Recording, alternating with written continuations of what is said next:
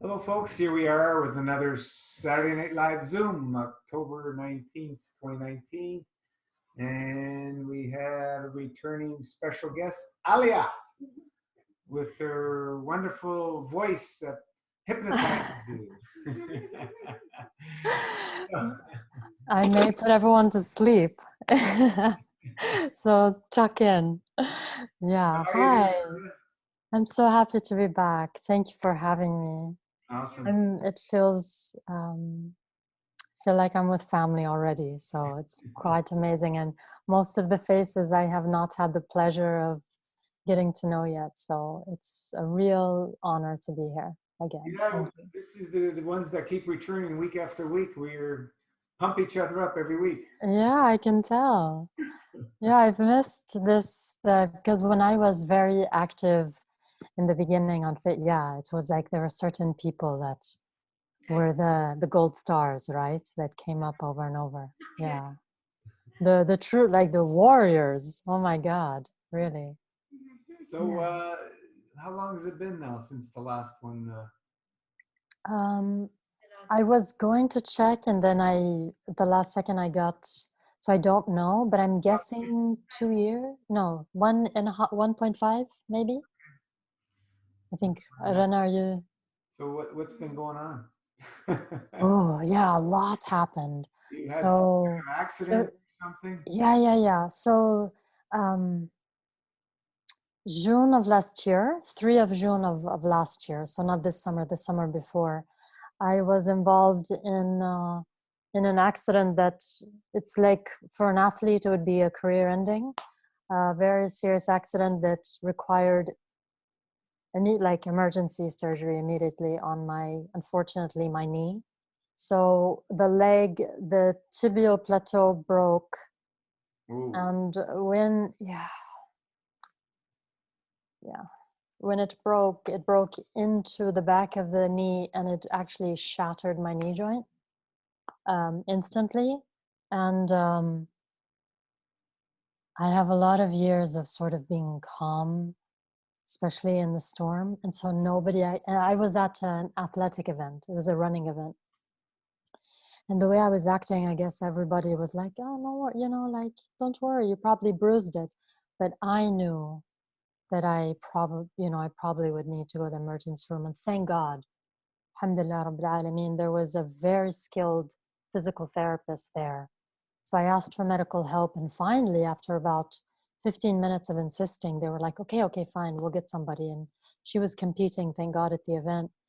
And she saw me, she had these big sunnies on, these dark ones, but I could tell from her body language and excuse my language, but I was like, I'm fucked, right? She was like, yep. So immediately she had them pick me up, take me straight to emergency. And I thought I think that more damage was done at the emergency room. They had me in a wheelchair, but they didn't have a leg support. Oh. And she, thank God, and there was not a leg support there, so she actually put me in these cardboard boxes. We found like the rubbish bin, we found some cardboard boxes, and somebody found some rope or tape and kind of tape. And the orderly, I don't know if he was drunk or what, but he put my leg on a rolling stool and was like pushing my chair around and smashed me into doors and chairs and other people. And I was like, oh, bloody hell. Like, if I don't need surgery, I definitely need it now. Anyway, so once they got the x-rays, blah, blah, blah back, thank God I got a referral immediately to a very skilled trauma surgeon. Thank God. I mean, again, like just so lucky. And he had me surgery immediately. And I went from a running event to being in a wheelchair and the possibility of never walking again. So this And happened while you were running? yeah, I got tripped up by another runner. It was sprint event, so very fast, very, yeah. So and then it was, I don't do any painkillers other than, unfortunately I had to do the anesthesia and everything, but no painkillers. And I think that was the most harrowing first 8 months post-surgery of my life. Like I've never experienced 24 hours of the just. Now, the amazing thing is to feel bones coming back together. I mean, I don't know how to describe the pain, but that feeling of, and really being so aware of your body, having come off not so long before that off of my first MFS, and I did 184 days altogether. And then after 184, as if anybody has done a long one, it's not like you're going to start eating immediately. You know, you're doing hybrid, you're doing, so the body is quite, I mean, I think there is a blessing in that because it was so clean. I think it was, and I knew what to do. You know, I knew I had all the tools, and I was doing the fasting when I could, the blah, blah, you know, like I knew I was doing a great service to my body. But I think being that clean also, you can really feel everything, including the terror so much more. You know, the terror of, I don't know if I'll ever walk again. I don't know, you know, so just fighting harder than I ever have in my entire life for something, which was, I want to stand someday. That was my first, you know, it was like, I'm going to run and play and climb trees again. But it was like the first thing once I could get out of that wheelchair, you know, it was like, is just standing, right? Again, which was the, were you on the wheelchair for? yeah, so the wheelchair several weeks, and then they had me on crutches, but only toe touch. So that leg that was, and the ankle was, the ligaments were torn because the foot went one way and the knee went the other, and it just sort of went like pasta. So the ligaments of my ankle and foot, you know, there was a lot of other stuff going on. I couldn't touch, like start to put weight on it for more than 6 months. So it was like 7 months before I could have my first stand, you know, so. Were you It was, fasting? was I fast? I think I would have come in, I probably would have come in either first or second place. Did you ask if I was fast? Okay, well, but I was asking, were you fasting during all this? Yeah, no, I did. I had mentioned like once in a while, whenever I could, I would fast and whatever. Yeah. I didn't have anybody here. I currently live in the United States, and my family is all in Saudi Arabia. So Did you uh, any, I did ring my parents. I was like, you know, I'm having surgery tomorrow. It's not that big of a deal. If somebody could be here, that'd be great. You know, like, don't hurry. Thank God my mom came, because I mean, even just sitting up in bed after surgery was like, you know, and then, you know, a trip to the lavatory to urinate was basically, it was, you know, I may die. You know, everything was like, um, yes, I fasted whenever I could. Being under the care of someone who does not agree with any sort of fasting is very challenging. yeah? Very challenging, especially somebody who is has addiction issues, is an addict, a recover. You know, like, you're dealing also with some amounts of violence and uh, unpredictability, and you know, and it was very challenging. Did Very you challenging. did you use any comfrey poultices on the joints? If I had had access to it, I would have. Yeah, I mean, in the beginning, the first few months, I was just at the mercy of whatever I could. Yeah, she did. Um, Yeah, there are some hair yeah, help. yeah, Oh, yeah. But I wasn't able, you know, if I had been able to order or get someone to go for me to the market, I would have. Because I remember reading posts on it, you what know, did which they do you to the could knee? put poultices and stuff. What did they do to the knee exactly? So there's a plate and pins in. Yeah. And I really, you know, I'm soon going to see the surgeon again, because I would like all the metal removed. I Mhm. really want it out of my system. Yeah, And there is a good likelihood that if the repair has gone well, then that will happen. The thing I get the most from everybody, every medical person, everywhere, is like, wow, that scar looks, tremendous. So alhamdulillah, like I think it really paid off to fast and do all sorts of things. And I've met other people with this, and they've had multiple surgeries, complications, all sorts of, God help them, terrible things. So alhamdulillah, I was, so far nothing. No How's the leg complications. feeling now? The ligaments in the knee. Yeah, there's certain things that, I'm reminded once in a while, of like, I still feel like I have a long way to go. And then, thank God I didn't know that most people, they only start walking after, if they're lucky, after 1.5 years or even 2. And I was already like, oh, I don't care what happens, by month 8, I was like trying to run like a nutter, probably too much, but there's certain things like I can't hop on that leg. Forget it, no matter how much I've tried. There's no spring in the leg. I think that has to do with the ankle and stuff. I'm still trying to get it to bend more and straighten more, things like that.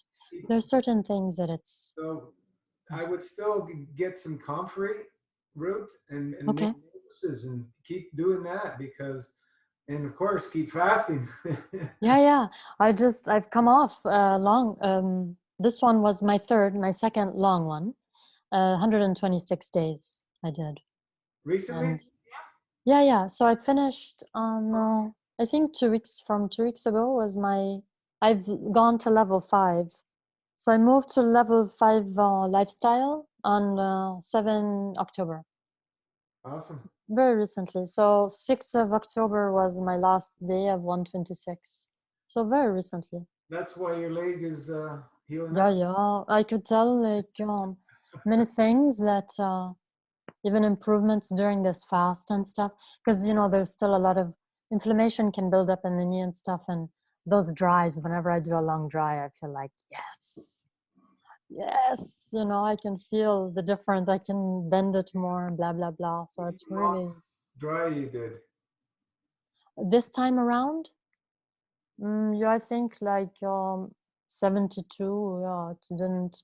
My first MFS, I know my longest, I think, was 95 hours or something. So this one, That's great. Amazing. yeah, thank you. Yeah, but With the level 5, 6 you mentioned, right? yeah, now I'm on level 5 lifestyle. This is my so Monday is going to be my day of so Monday, Tuesday is my feeding day, whatever, blah blah blah, and I'm only on fruit, like just watermelon, mono. So far good, like no Amazing. problem. And Usually, pardon? you like it? Do you? Yeah. I mean, I don't know how many people here have done any long ones, but fasting and then maybe just a mono fruit is so much easier than when you're eating. Right now I still feel very confident that like, okay, one day, maybe even I'll go to level 6 soon. I'm not sure, but at the moment it doesn't feel like, cool, Tuesday I go back or Wednesday I go back to fasting. It's not, watermelon doesn't have that thing that sparks the like, that thing, right, that we all know, right? I mean, especially me, because coming from my history of like severe food addiction, severe, which was one of the reasons I did my first long one, was I was so exhausted from being such a slave to these, this thing that's... We all know. Yeah. So, for me to be able to say this now is mind blown, to smithereens. Yeah. You're loving it. You want to stay like this? Yeah. I mean, of course it's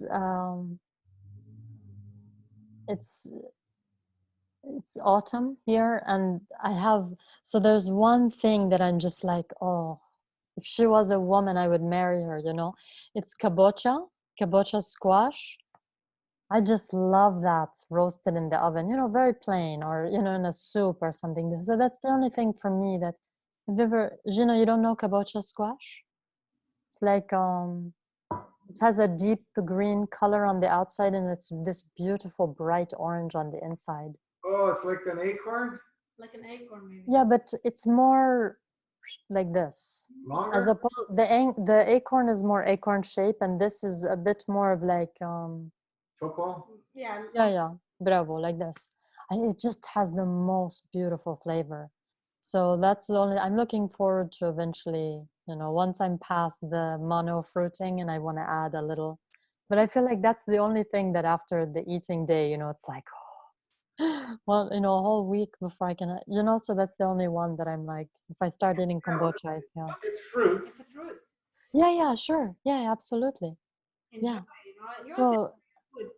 When you're fasting 5 days a week as a lifestyle, yeah, I think it's it's okay. Enjoy your food when you eat, and right, absolutely. I don't think you're gonna crave dairy and eggs. La, inshallah, la. No, I hope not. I'm saying that's the only thing for me that it's like, oh, that's this, she's my mistress, Yeah.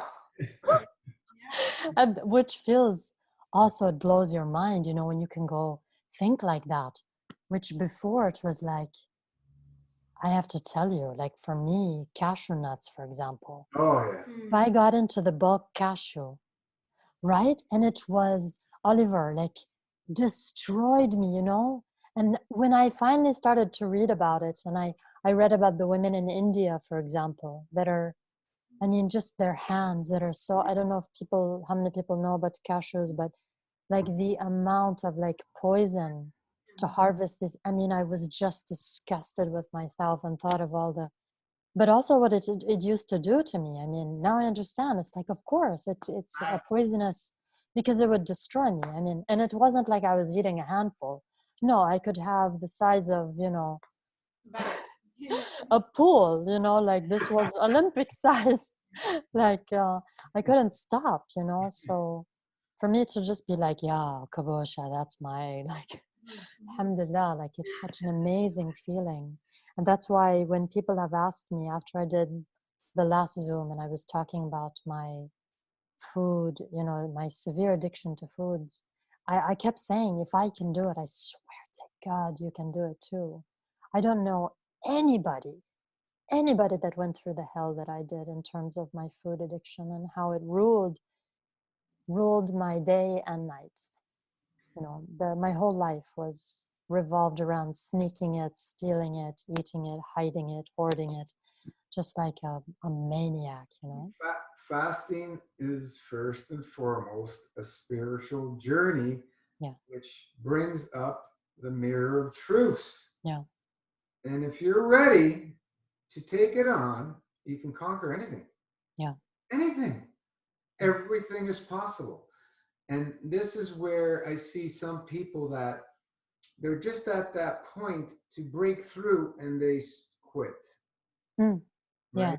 Or they yeah, And yeah, they give up or whatever. They just don't allow enough of the process to continue. And it's going to take as long as it takes.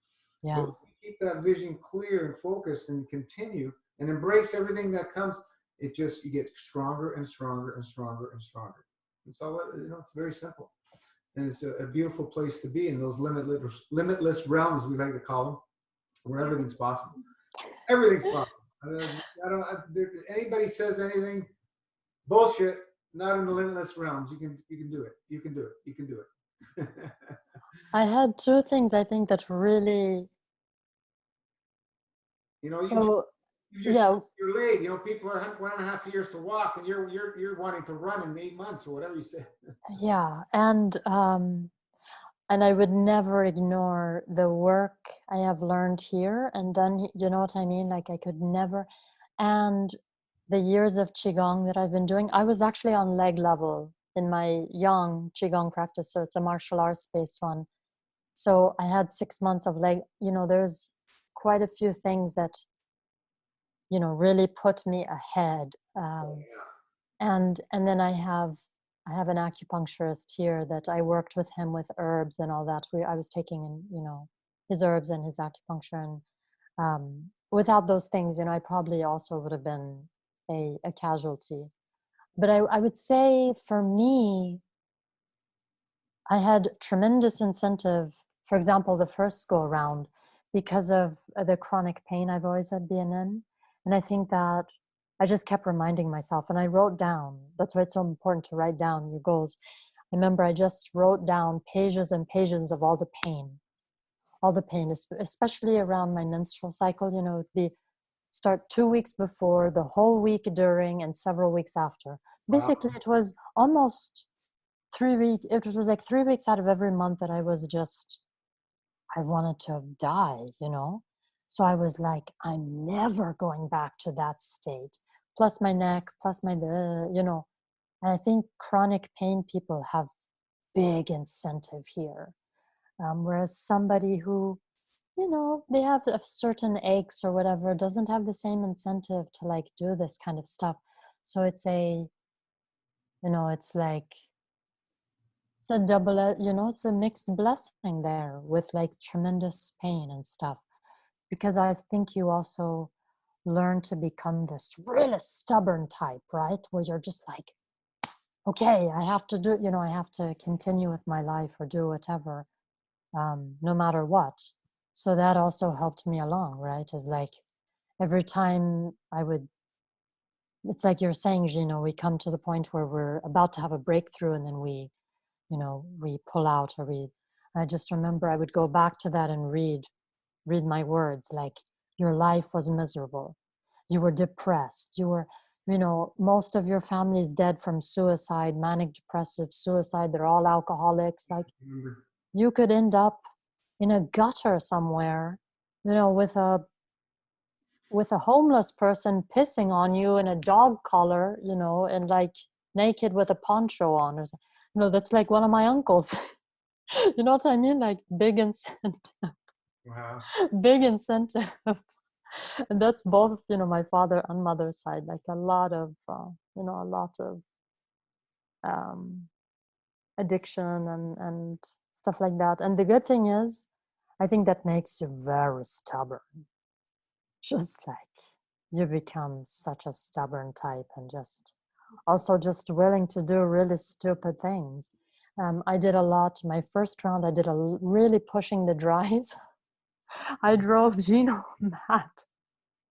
I was that person. I was that person that was like, oh, 24 hours, let me try 5 days. Not, I'm exaggerating, but you know what I mean. And so day 54, I fainted, and my family had been visiting from Saudi, like 2 days. They had been in the United States visiting, and they saw, the last time they had seen me, I was a more voluptuous type, and of course they see me, and by then I'd lost heaps of. They were like, what the hell is wrong with you, and you're not eating? And I mean, I was raised a Muslim, so it wasn't like they don't know the concept of fasting. We dry fast for Ramadan and everything. But, I mean, they hadn't seen, the progression. And then in front of them, it was during a hurricane here. All of a sudden, out of the blue skies in the summer, a hurricane shows up, and I had done too much dry, and I got up and I felt fine. And then I heard something smash onto the wood floor, and I was like, oh, that was my head. Whoa.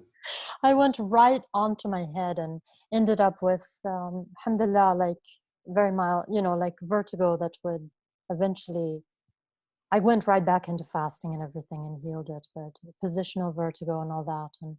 But I mean, they were ready to hospitalize me in an instant. Oh yeah, of course. And they had 2 neurologists come, like, they wouldn't let me move. They had these neurologists that they found, I had to lay there for like 12 hours until these people showed, and then they were fighting, and it was hilarious. Um, You gotta be careful when you're new to oh fast. yeah, no. After that, I was like, okay, Alia, like, that's it. You and your goddamn ego, like, you've got to stop. Like, stop it. You have to, like, respect the protocol. You don't, it's there for a reason. And it really did bring me back in, and just, And I remember one of Gino's posts, you were like, oh, you continued. Okay. You were like, basically telling me, are you going to keep being a knob? Like, are you No, going to? most No, no, people no, but basically they break their fast, they get into the field. right.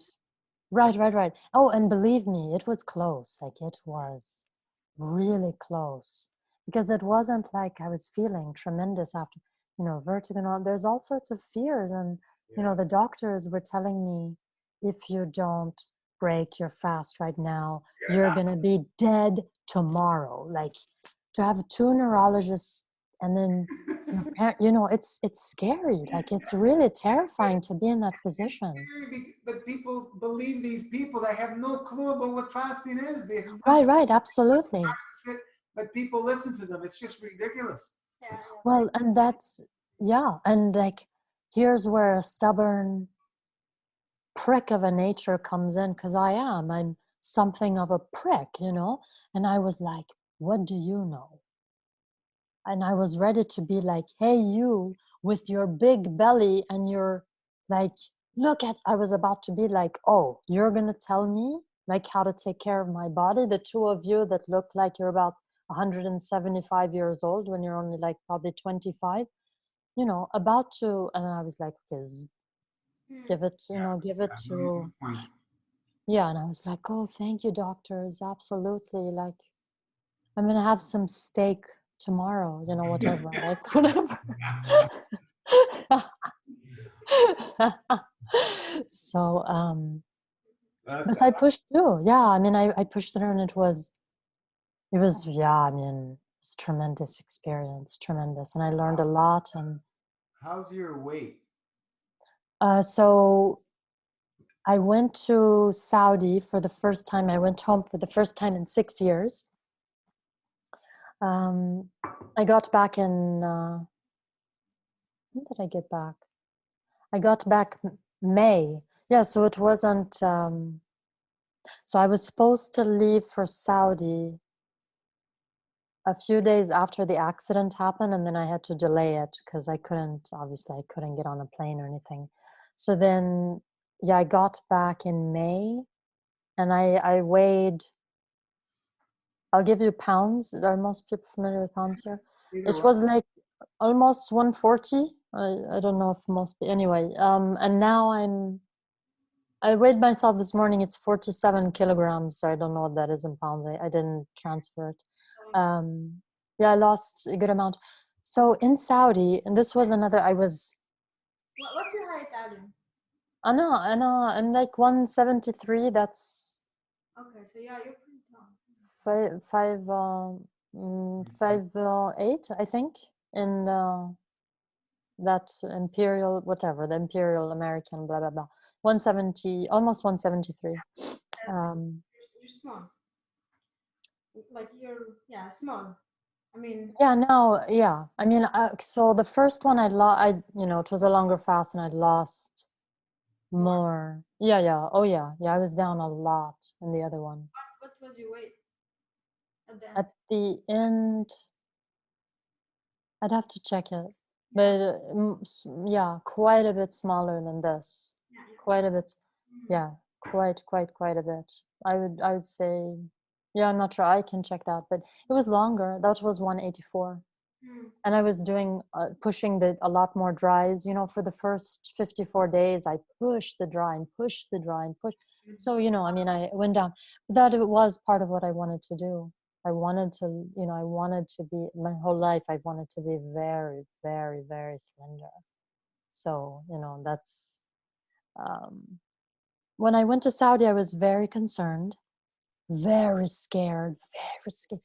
To be home for the first time in 6 years, and the food there, your family, and if anybody's Latina or Latino here, you would know what it is. Like Arab families are the same, Middle Eastern. Oh putain, oh la la.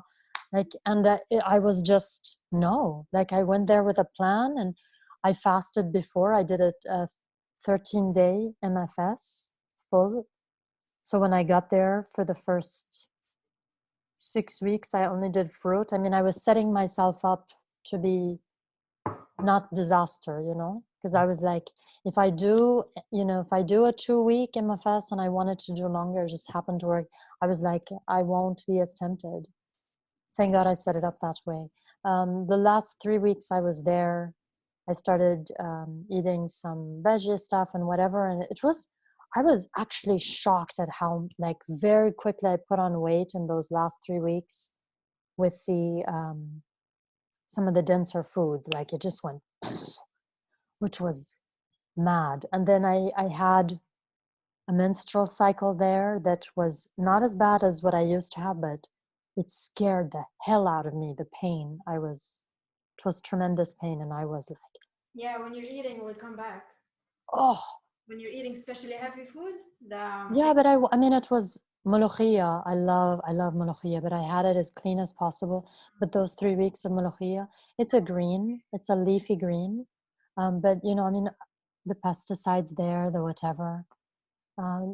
So it was amazing in that last 3 weeks how much my body, I got really like a lot of mucus, a lot of whatever, and immediately started to get bloated and distended in the belly, and got a menstrual cycle that was hell. And I was like, and excuse my language again, but I was like, fuck this. As soon as I get back, excuse my language, I had everything ready. I had ordered, made sure I had my tinctures ready as soon as I got back. Went right on MFS. Had one cycle at the beginning that was a lot, like immediately the pain had gone down. It was much shorter and then gone. And I was like, hallelujah, just celebrating. Did you still menstruate, like bleeding, during the masterclass? Just right at the beginning. And then I've had like one day where it was during a very long dry, at the end of a 3-day dry, I had a few drops. Had a little bit of like cramping in the lower abdomen, and there was like a few drops of blood, nothing since. For all the non-bleeders on here, just want you to know, thank the universe that you're not a bleeder. It's the worst. It's the worst thing. I want to rent out the equipment. If I could, I would lease the equipment out. I don't need it. I don't want it. Well, that's exactly it. If you need it, it's there. Yeah, no, and yani, You don't have to bleed anymore when you yeah, when yeah, you long fast and when you eat clean. absolutely. Yeah, and it's not all women. It's not all menstruators, because some people that menstruate are not women. So I want to be very respectful. Not all people that menstruate experience that. Like my mom, for example, growing up, I never knew she was menstruating. She doesn't have pain. She has nothing. My But father's side. But for us, like I used to have pain every single month. I used to take painkillers. Yeah. So I started raw food 7 years ago, and then I stopped the medication. Yeah.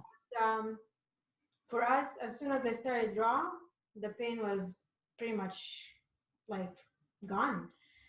The period was there. I was still, of course, having the blood and everything, but it was like you don't feel it, and I believe it has to do with like things moving. Right. Your bowels are moving. Absolutely. I 100% agree. And I wouldn't care, I'd say the bleeding and I don't care about that. That doesn't bother me. It's the pain associated with it. And my family's case, my father's side, it's endometriosis, it's whatever. They also have, and I don't think that's any sort of coincidence, the most extreme constipation of anybody I've ever met. I mean, alhamdulillah, thank God, thank Jesus, Allah, Yahweh, Buddha, whatever, that yani, my grandmother would have to have surgery, like sometimes it was every 3 months to have an impaction, or she didn't go to the toilet. Ooh. No poo for 3 months. And they thought that was normal, because everybody in the family is like that. Yani, so when you talk about constipation, forget about it. Like they are gold medalists of constipation over there, and so I don't think that that's a coincidence that the women in that family have such extreme issues with endometriosis and their period and their pain and their distension and It's all connected, right? Yep. edema of the lower legs, which I've always battled with, and All, like Big difference. Yeah, that's good. Pardon? In the past, Well, yeah, my edema feels very resolved, alhamdulillah. There was some, after surgery, which no surprise.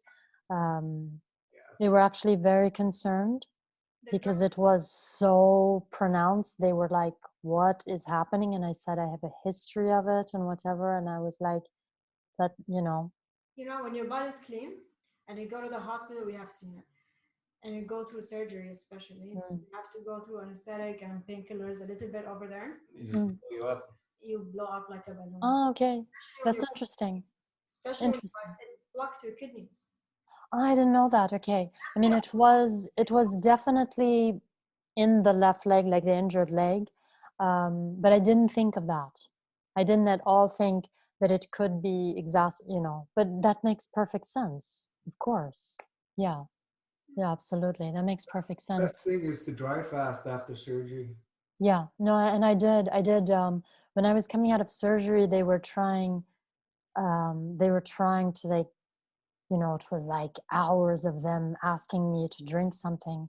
And I was like, no, I'm grand. And they were like, this person needs psychiatric help. Yeah. But I think I was so lucky that the nurse, there was like, I think there was a shortage or something in that area, and then they couldn't get me into a room, and so they put me in like this emergency section, and I think I was kind of forgotten, and I was like, woohoo, and once in a while I was like, I'll just take ice chips, thank you, and then I would like throw, I would throw the ice chips into like behind the pillow or something, be like, ice chips, so good. She's like, oh, you like those ice chips? I was like, yeah, thanks. Please refill. She's like, okay, now I'm not worried. But it was so easy. Instead of having like a puddle everywhere, I was just like filling the pillow with these ice chips. Thank God hospitals are like negative 47 Celsius. So it was, frozen to the pillow anyway. But yeah, I tried to dry fast as much as possible afterwards. Yeah. And I don't know if it was a reaction to what you're saying with the kidneys or what. So you're saying the kidneys maybe get blocked from. the Well, medication, they have a the hard drugs, time dealing with all these. They isolate drugs and stuff. the And drugs. Sure. Yeah, I'm sure the drugs and the fact that it's my knee, and I know that has, in traditional Chinese medicine, that has a correlation to the kidneys. I do remember coming home from the hospital. I spent 2 nights in hospital, and I had noticed my hair. Ooh, I think by the end of that first month, I think I'd lost like 80% of my hair. I mean, and I was like, huh, okay. I'm a balding cripple with with a buggered leg that doesn't work, and huh, yeah, I'm pretty much rock bottom hideous, and nobody's ever gonna want to shag me again. Wow, I'm free. Like it was the most free I'd ever felt. And I was like, this is I would have been celebrating had I been able to, you know, pee without like, a jug like attached to my, my privates, and if I wasn't in chronic pain, I probably would have been out celebrating. So it was a short-lived celebration, but I have to say that it was oddly freeing just to be like, and I knew the moment everyone kept saying like, you need to eat, all right, eat, whatever. And I was like, yum, like throwing, whatever I could, like just making things disappear everywhere. This is where your skill as a food addict is like, it's like I was like, watch this hand made, because I had years I felt like of like espionage of hiding food and all, because as a food addict, you, you become this amazing person at hiding food and hoarding it and yeah, save, like what making it disappear so you can I mean, there was a point where I was eating out of the rubbish bin. Like when I say I was like, it was bad. I mean, it's like, you know, what, secreting around in the middle of the night to go through the rubbish bin to, this was not pretty. This was like, Were you overweight? yeah, definitely. There was times where I was very overweight, and then I would do something to like drop down and then gain more. And Like my, kind of thing? I mean, the largest that I've ever been was university days, and that was, I went from British size like 8, which I think American is like 6, to I think within 2 months it was like British size like 507. I mean, it was insanity. I mean, of course I'm exaggerating, but yeah, I mean, it was madness. It was my first time in the United States. I got a scholarship, and the food, I wasn't eating that much different than home, but the food here, I think people say this all the time when they come to visit and stuff. They eat and immediately the wheat, the whatever, it's just like they just blow up. But it was also a lot of rubbish.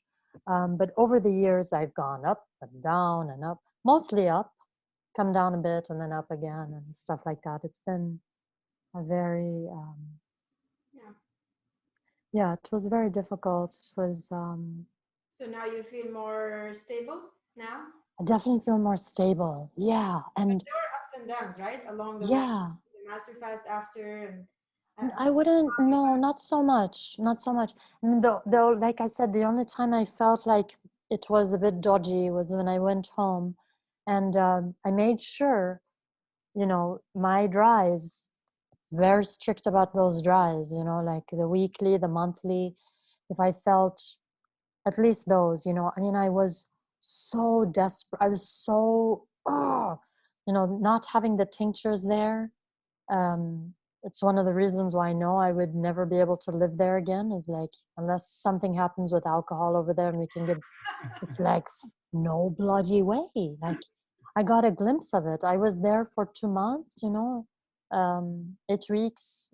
And I got a glimpse of what life would be like without having, living on a lifestyle. Back then it was called the weekly, MFS weekly or whatever, or doing a long, when you feel like you've got, because even with the dries, let's say doing, and every day I did an 18 hours every day. And then it was fruit in the beginning mostly and stuff.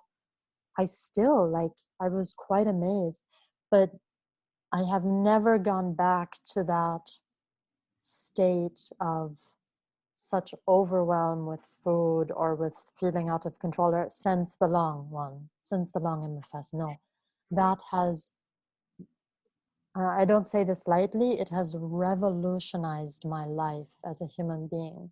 Because also, and I can say this with a lot of love in my heart for pricks like I am.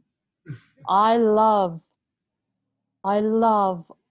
assholes. Like, I love pricks and cunts and the grumpy curmudgeony dragons of the world. Like, I love you, you're my people, you're my tribe. I never want to give that up, because I think that lends you a certain passion and um fierceness. But I was sick of having that as my only option in my life, like going straight to rage or anger or not being able to get in touch with anything, and for me, the most important thing that's come out of that first long one, and then now this other long and whatever, is to be, to be able to feel like a human being, to really feel all the things that I knew I was capable of, but I just couldn't touch. To have that kind of feeling, um, and to be able to relate with others in a dignified way, in a human way, and um, so yeah, I mean, and I think that once you have more, at least for a person that has had such addiction to food, and then such issues with my body and my weight and all that, to have some reprieve from that and ability to breathe a little around that, then you can focus on more of the things.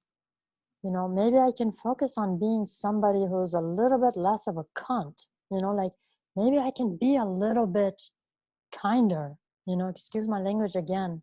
As you can tell, I'm such a refined woman. By the way, please do not judge my family by me. They are incredibly sophisticated and elegant. I'm a gutter.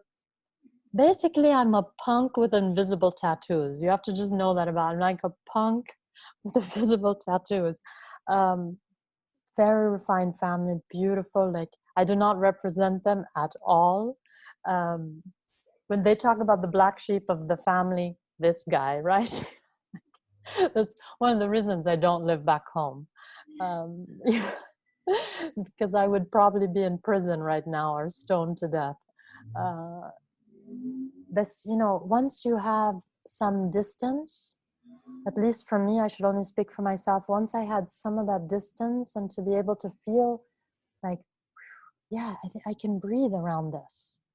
Like I can sit with people while they're eating and be okay. Because the only thing I used to think of when I was out with people, because I wouldn't eat. Like I would go out and I wouldn't eat because I was afraid of losing control, but then I would spend the rest of the week thinking about all the food that was left on those dishes. Like, I mean, it was like I was trying, in my mind, I'm sitting there and I'm supposed to be socializing with people. Like, these are supposedly people. And that's why I became more and more of a recluse and didn't hang out and became very antisocial. The whole time I'm sitting there, I'm thinking, I wonder what I can do to walk back into the restaurant and pretend I forgot something on the table and like maybe somehow knock things onto the floor, climb under the table, and then maybe eat a bunch of, or like maybe break in after hours and like eat out of the rubbish bin in the back, out of the skip in the back alley. Like, I'm not exaggerating when I mean like I was the most obsessed. So naturally, you become more and more antisocial because, if you're just sitting there thinking, agonizing about the food that's been left or the food they're eating or what you can't have constantly, now I can go out.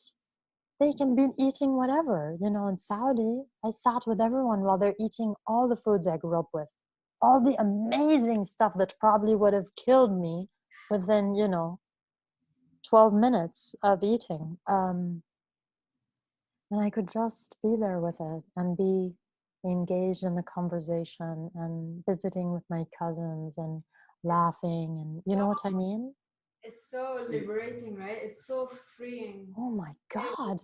Sit down and not be hungry, because I know when I'm eating, right, when I'm eating with people, I still, before, Yeah. not now, I'm always thinking about food, Yeah. like people, you eat one dish and you feel like you can eat more. Aha. Yeah. Doesn't satisfy. But when with the master fast, sometimes I meet people and I have absolutely no hunger. Actually, I am way more satisfied than probably anybody on the table. Yeah. But yeah, I totally understand. Like food is always like when you're eating, the addiction is always there, and the heavier the food, the more the addictions, right? Yeah, definitely. Yeah. Oh, absolutely. That without a doubt. Um, the more then you're just, I remember, it kind of kicking back in. Once in a while when I've kind of gotten off track between the two long ones or whatever, including the time in Saudi, or and even though it was really clean, ملوخية, blah blah blah, whatever, anything more dense than fruit, basically, and especially for a person like me, immediately that I'm like, oh, maybe I can, and I was like, what the hell? Like, get over it. Dry fast time, like time to course correct, and I would just get on a dry or something, and then pray and hope to God that I wasn't, because I didn't have the herbal support there, but I was like, you're eating, like, don't worry about it, and you'll get on, because it's also nice to feel that. I was like, I'll get back and get on an MFS, like, you can handle it. It's a different way of life. So the only thing for me is like, eventually if I wanted to move back home to the Middle East, there's probably I could live in Bahrain or something. Maybe there is a chance to get the tinctures there. But also by then, hopefully, more in the realm of like sunshine and all that, and maybe and we don't even know what's going to happen, right, in the next 10 years. So it's also about staying in the now. Somebody did ask me a question, excuse me for a second, on the chat. What level? I think, yeah, lifestyle. Now I'm playing in the realm of number 5 right now. Lifestyle number. That's from Miranda. Yeah. Leaving food on the plate, like that wasn't an option for me growing up. We had to finish everything, so I kept eating until everything was done. So you can see, but people in restaurants that leave food on their plate, they never had those challenges growing up. No. Right.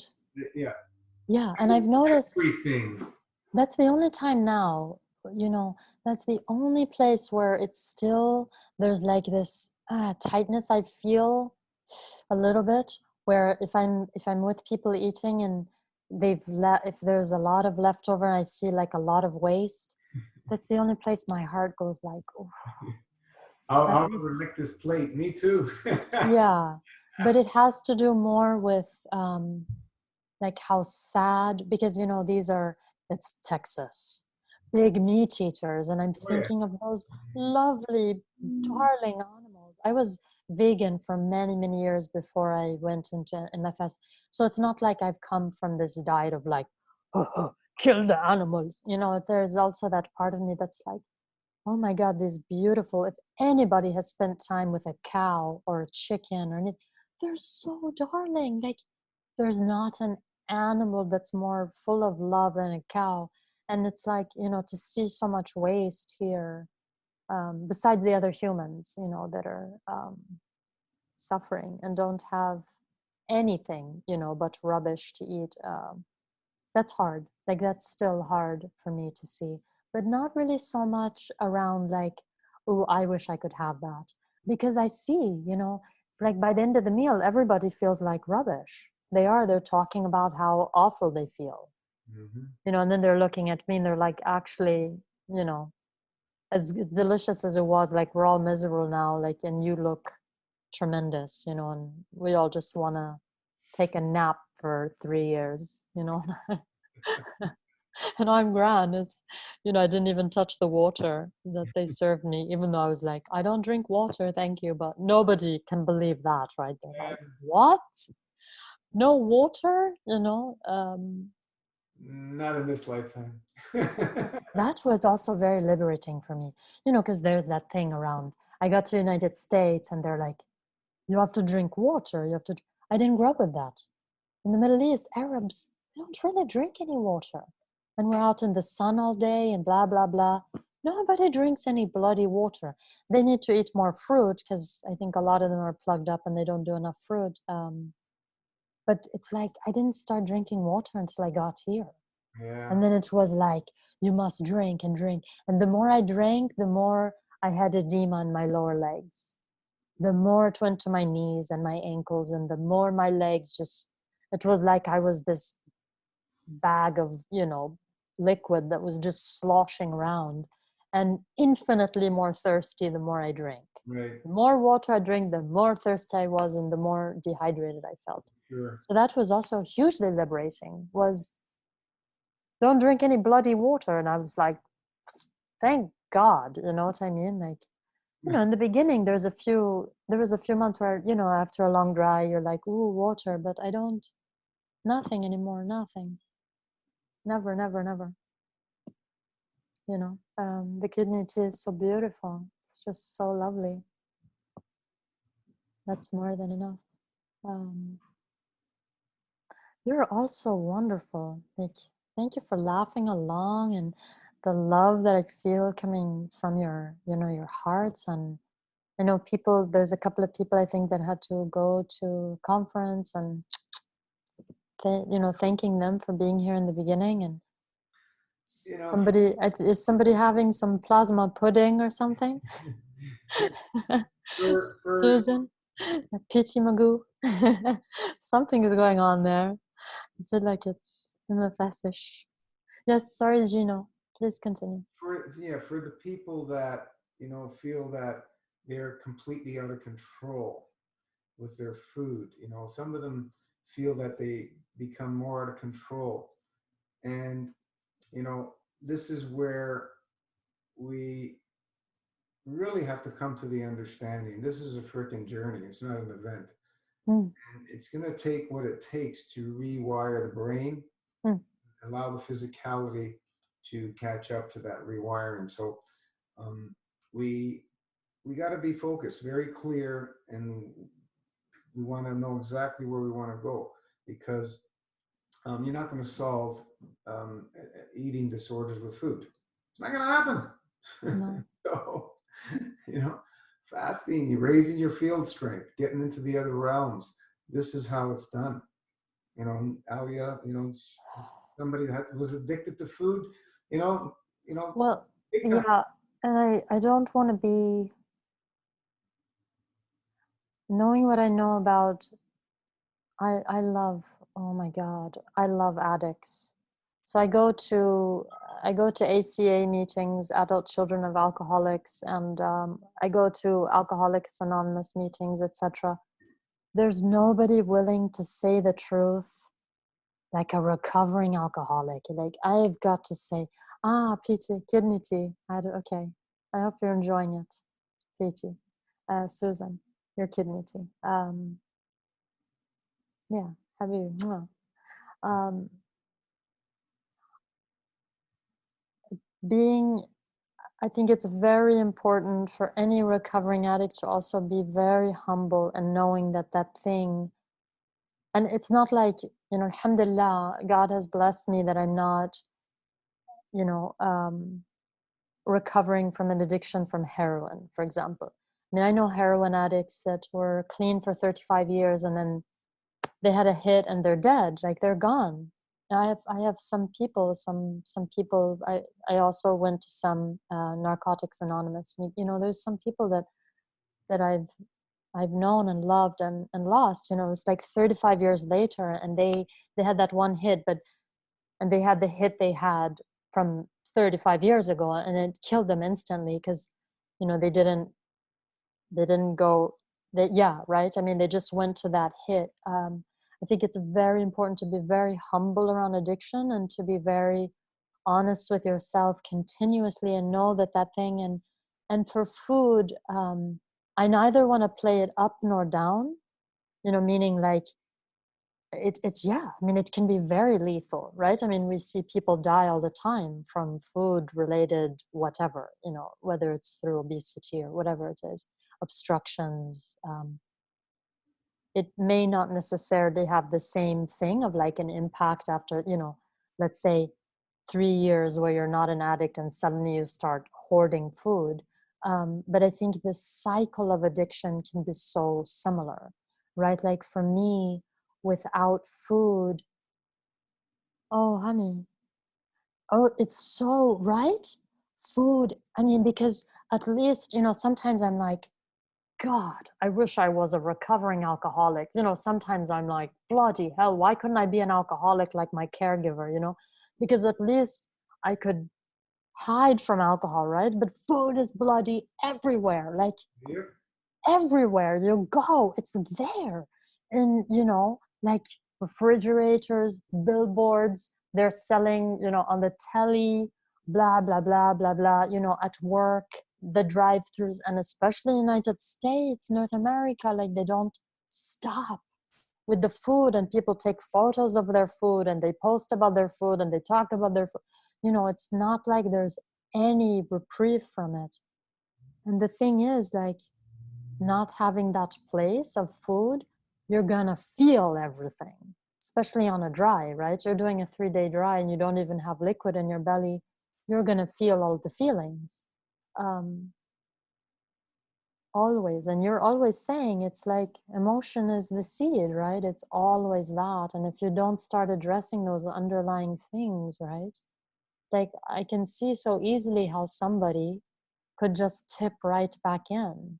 So I never want to be, I always want to be cautiously vigilant about myself, you know, and I also don't want to give anyone the impression that it's like, I'm done, congratulate me, like I won at life, you know, that's it, I'm never gonna have another, like, you know, whatever again, you know. I have to be, I also want people to know that and be aware of that, like, believe me, there's days where I really struggle, you know, those days that I'm feeling a lot or whatever, and especially I'm a human being with needs and wants and desires, and you know,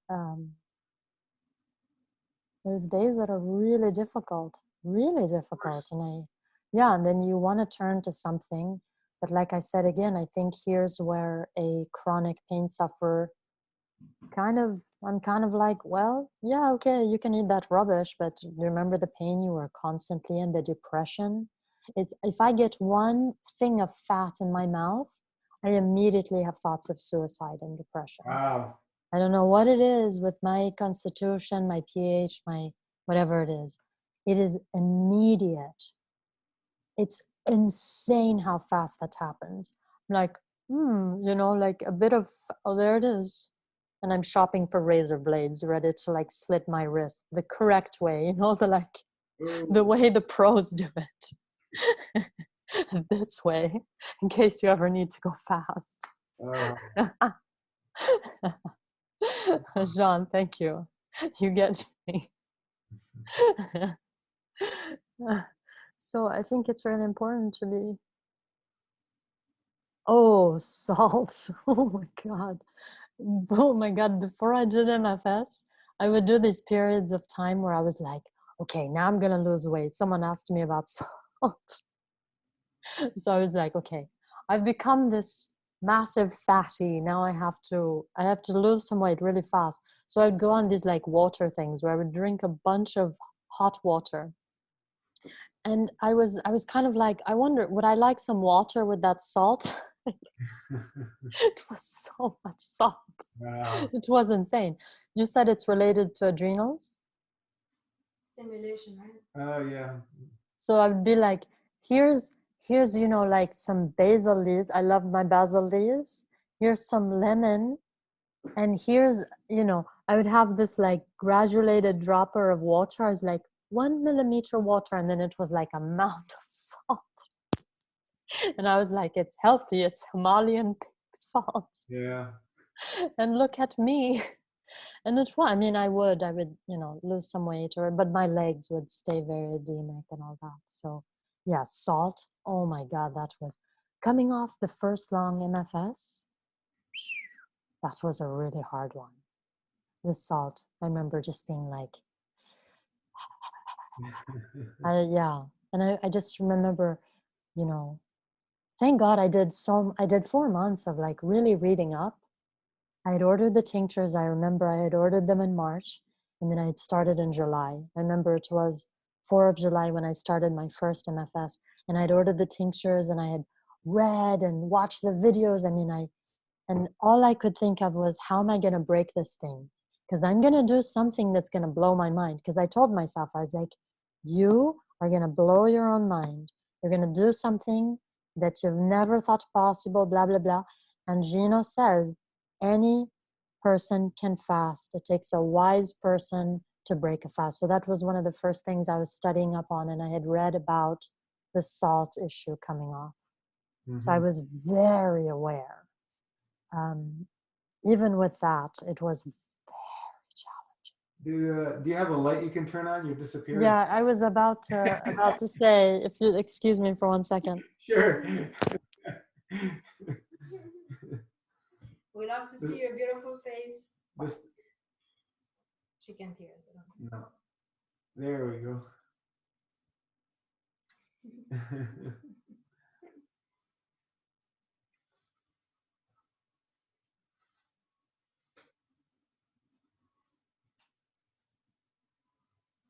Hello, everybody.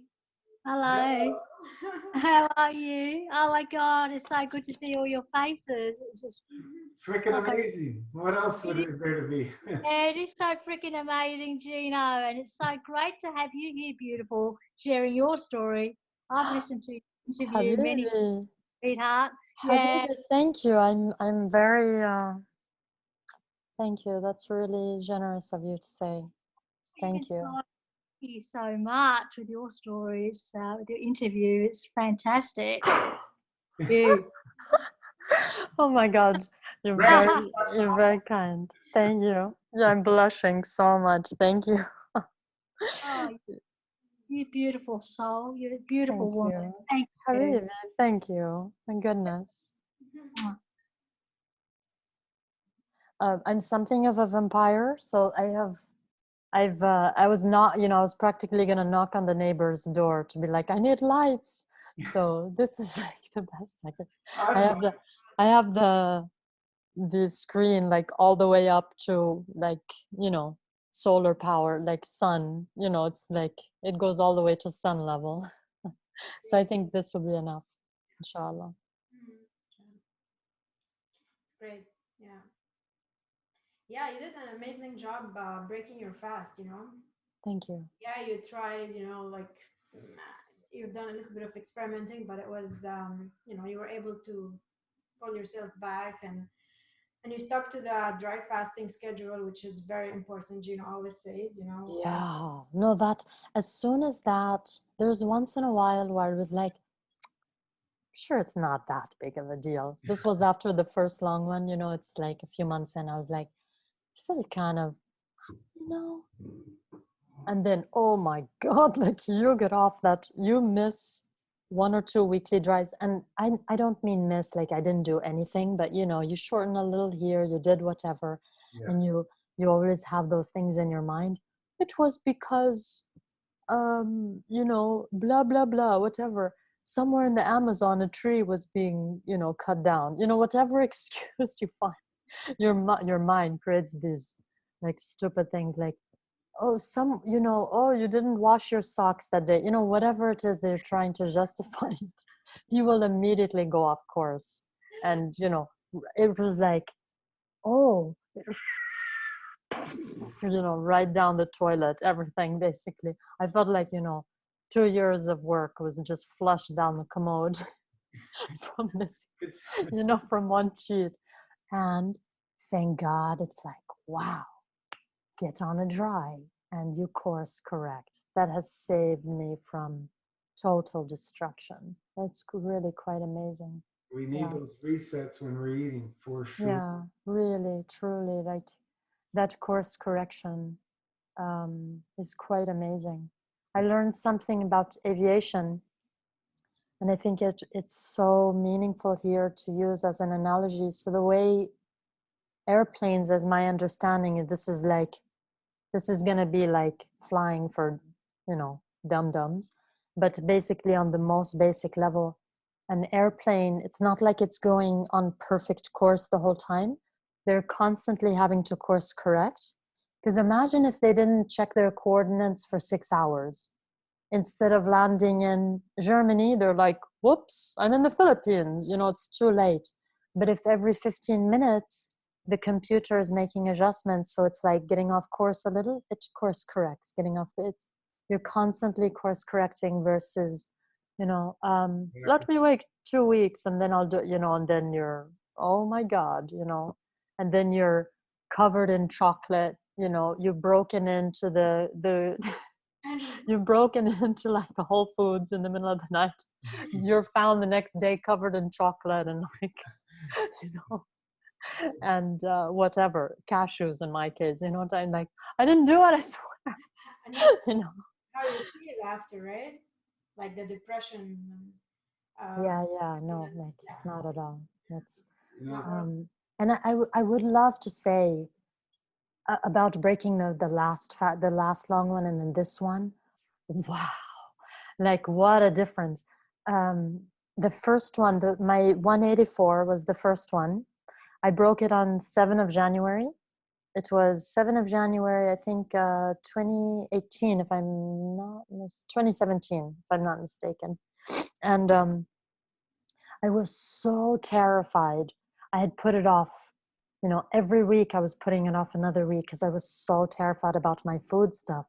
In my mind, I was like, the moment something goes in my mouth, I know I'm gonna be found like that in the Whole Foods at 3 a.m. covered in chocolate and like, you know, like like I just imagined I would be this maniac, you know, and I was like, and I'll probably eat things I've never even wanted. Like I'll be covered in chicken nuggets, you know, like suddenly every McDonald's will be like, there's an Arab terrorist eating all of our like, you know, all of our hamburgers. Like the ideas in my head were madness. It was insanity. Um, so I actually broke, oh my God, like a nutter.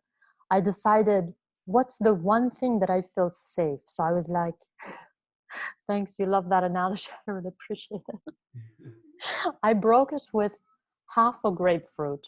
Oh my God, like at least, I mean, it was fruit, but 184 days and then you have half a grapefruit. And by the way, I was sobbing the entire time. Like I was like eating and then I was sobbing because I was so terrified and I didn't want to break it and I wanted to be fasting for the rest of, you know, eternity. And I was just so terrified and it was such a terrible experience. Like I feel like for the rest of my life, I've imprinted like if I have another grapefruit, I think I'll immediately just go into cardiac arrest or something because I've established this like thing with the grapefruit that it's, you know, like think that's also another reason I think I didn't want to with watermelon. I was just so terrified that then that I would associate it with that.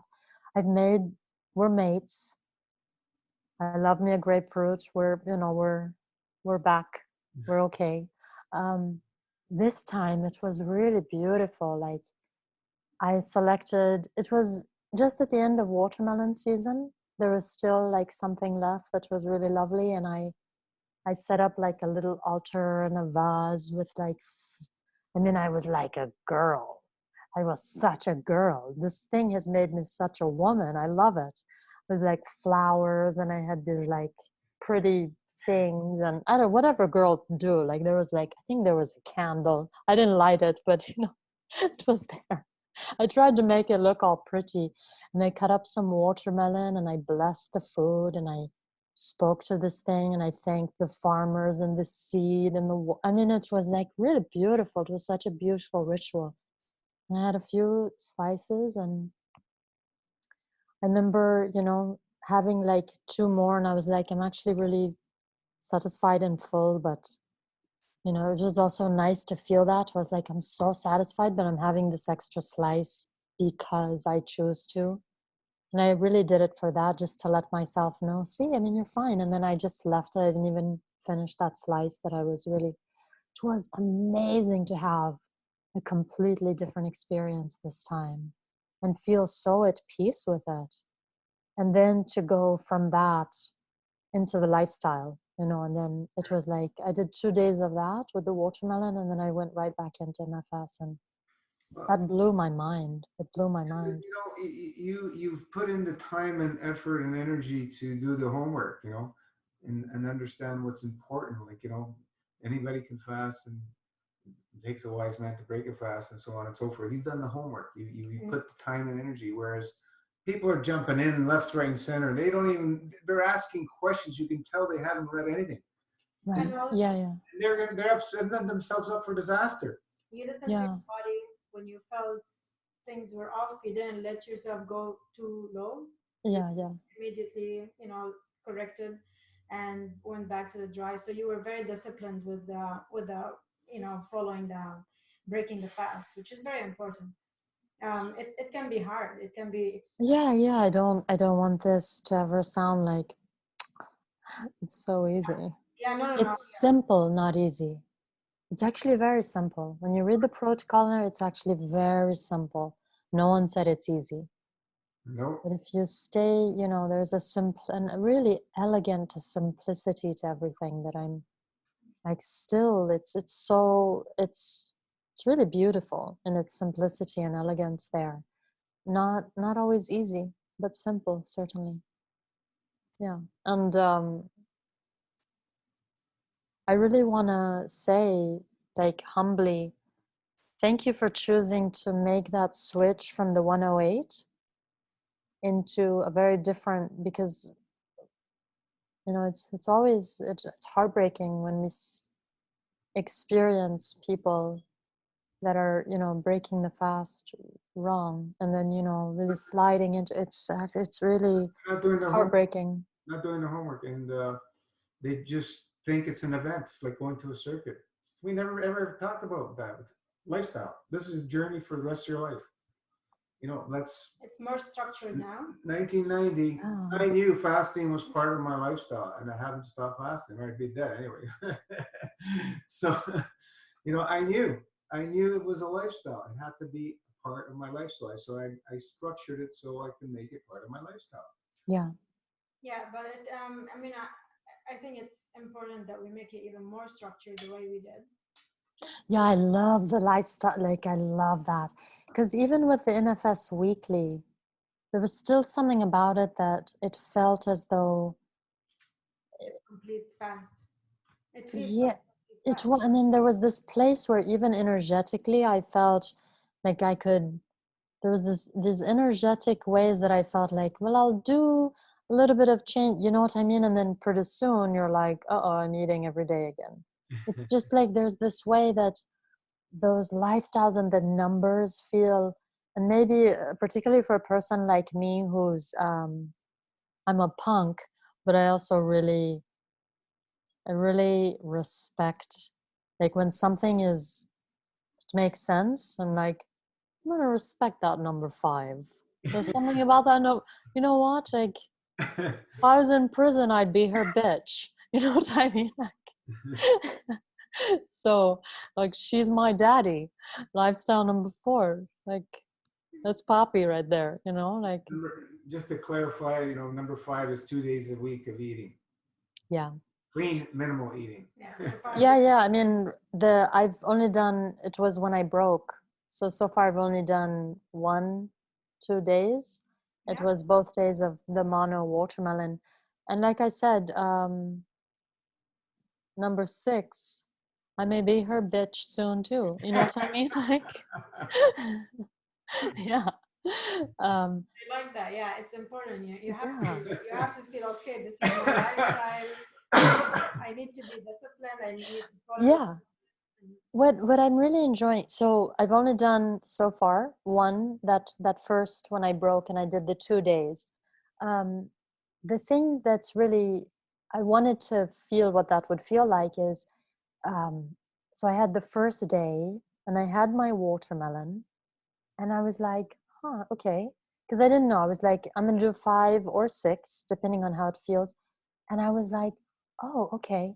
Yeah, I'm just going to stop when I feel satisfied because tomorrow I can have more of this watermelon. That's a really cool feeling too, where um, like eventually, you know, like soon it's like playing with a number 6. I do want to make sure with myself, because I know I have a tendency, and it's still, that program can be running where it's like, only one day, well, I better eat every bloody watermelon that ever existed on planet Earth. You know what I mean? Like, i'm I'm gonna bathe in it and eat it and dream in it and, like, you know, whatever. I must have been, maybe I was a squirrel in a past life and I'm just like storing up, you know, everything for winter. So I don't know what that obsession is. But so number 5, at least the first week, it felt interesting to have that of like, it's okay, like tomorrow you'll have a bit more, not an issue. But it's nice to know it's just those 2 days. Like I have that very clear, um, here's the marker and I'm going to play within that. So that feels really good. And so, Rana, I'm actually really curious with you because you've done a lot of just that MFS weekly, which is 1 day a Yeah, week of eating. one day. The 6, Yeah. 66. You do, yeah, the 6 is right. That's it. It is. It's 66. Yeah. Yeah. So I did a few long ones. Yeah, And you've done like 90 days or something of MFS weekly. I remember something like that was that. Yeah. great. Except that at some point I felt like, why am I doing this? Like, because it feels like, um, it felt like I'm putting the food, and then the next day I want it out, you know. Right, right. And it was I guess, you know, it's hard. You have to like wrap your head around it. Even 90 days maybe is not enough to wrap your head around it. Because I thought like it's impossible to do this, to eat 1 day a week, because it doesn't feel as good as fasting. Right, At the definitely. same time, am I ready to give up food completely, you know? Yeah, yeah, yeah. But I believe, you know, there is more to be done. Like I still want to experiment more around it. And now I just started another one where I want to do 1 day a week. I want to eat within 3 hours only. Mm-hmm. I think Yeah. 3 hours is more than enough for master fasters, to be honest. A kid, definitely. I would say way more than enough. It's a lot Yeah, of time we have to intermittent fast when we're eating because right. body cannot take it. The body cannot take it. I mean, even if you do just level one, well, 1 day a week of massive fast, still, you know, I would say intermittent fast the rest of the time, the rest of the 6 days. I would say intermittent fast if you can eat within 3 hours Mm-hmm. maximum. If you want two meals, you know, one meal, Definitely, definitely. one vegetable meal if you want. Mm-hmm. So I want to do that, and I feel like, yeah, it was like you said before when I did the level 6. I said it's my only day, so I go a little bit cuckoo, you know, like my head goes crazy, you know, like I get emotional before even eating. A kid, yeah, that's the thing, right? I was already like, oh my God, what? And then I was like, calm down, it's just some bloody watermelon. Like, it's not. Then, like maybe Take have it easy. another late meal, you know, you're Mm-hmm. done food with eating, but then you eat a little bit more before you go to bed because it's your last day of eating. So it, Right. Have um, you ever played with level 5? I was doing at some point also 5, 6. How did that feel versus 6 for you? Uh, I didn't, you know, what I don't like is when I wake up in the morning feeling heavy, you know. Well, I also want to, could you be more specific about, because you were eating not only fruits, you were also Yeah, I was eating, also eating vegetables. You're right. That's another. right. Because if right now with the only fruits, I feel like for me, level 5, I said this in the beginning, it doesn't feel like a really big deal, but I imagine once I'm eating, maybe something that's a little bit more dense, a veggie or something, I can imagine the 2 days of eating may become, yeah, I may decide that's, I totally. 6 is 6, right? Yeah, I totally agree with you. I believe it's definitely fruits would make your life much easier. Yeah, like level 5 with fruits, I think, and level 6, probably if it's gonna be also something green. And And Jean, yeah, Jean, did you say something, hon? I forgot. Maybe. No, yeah, no, this is helping me a lot, actually.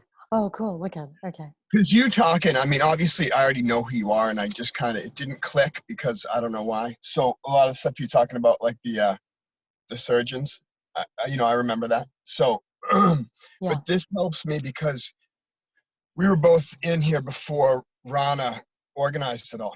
So I haven't been able to even wrap my head around the one through the what day, that stuff. I Yeah. just go full MFS or not. So that's how I've learned how to balance out. Okay. Yeah. And that I tried, like for me, once I got off of hybrid after the first long, I was like, whoops, I've No, fallen right off the edge of the earth. but And I like was like a everything disaster. balances out too. It balances out so quick. So But like are you coming from a place, and excuse me, Rena, for like I'll come right back to you. Jean, did you have an issue with food addiction before? Did you do a well, lot? all right. Let's put that. So it was the complete opposite of you. The Okay. only thing I always had in my life was food. I was never a lack of food. That was love in my life. So my dad grew up in a restaurant. How is that different from me though? I actually didn't eat that much, which sounds weird to a lot of people, but when you're surrounded by it like that, Got it. Okay. like you're working. And something else too, like I want to mention, I've never really, I don't get lost in, or I get lost in time, meaning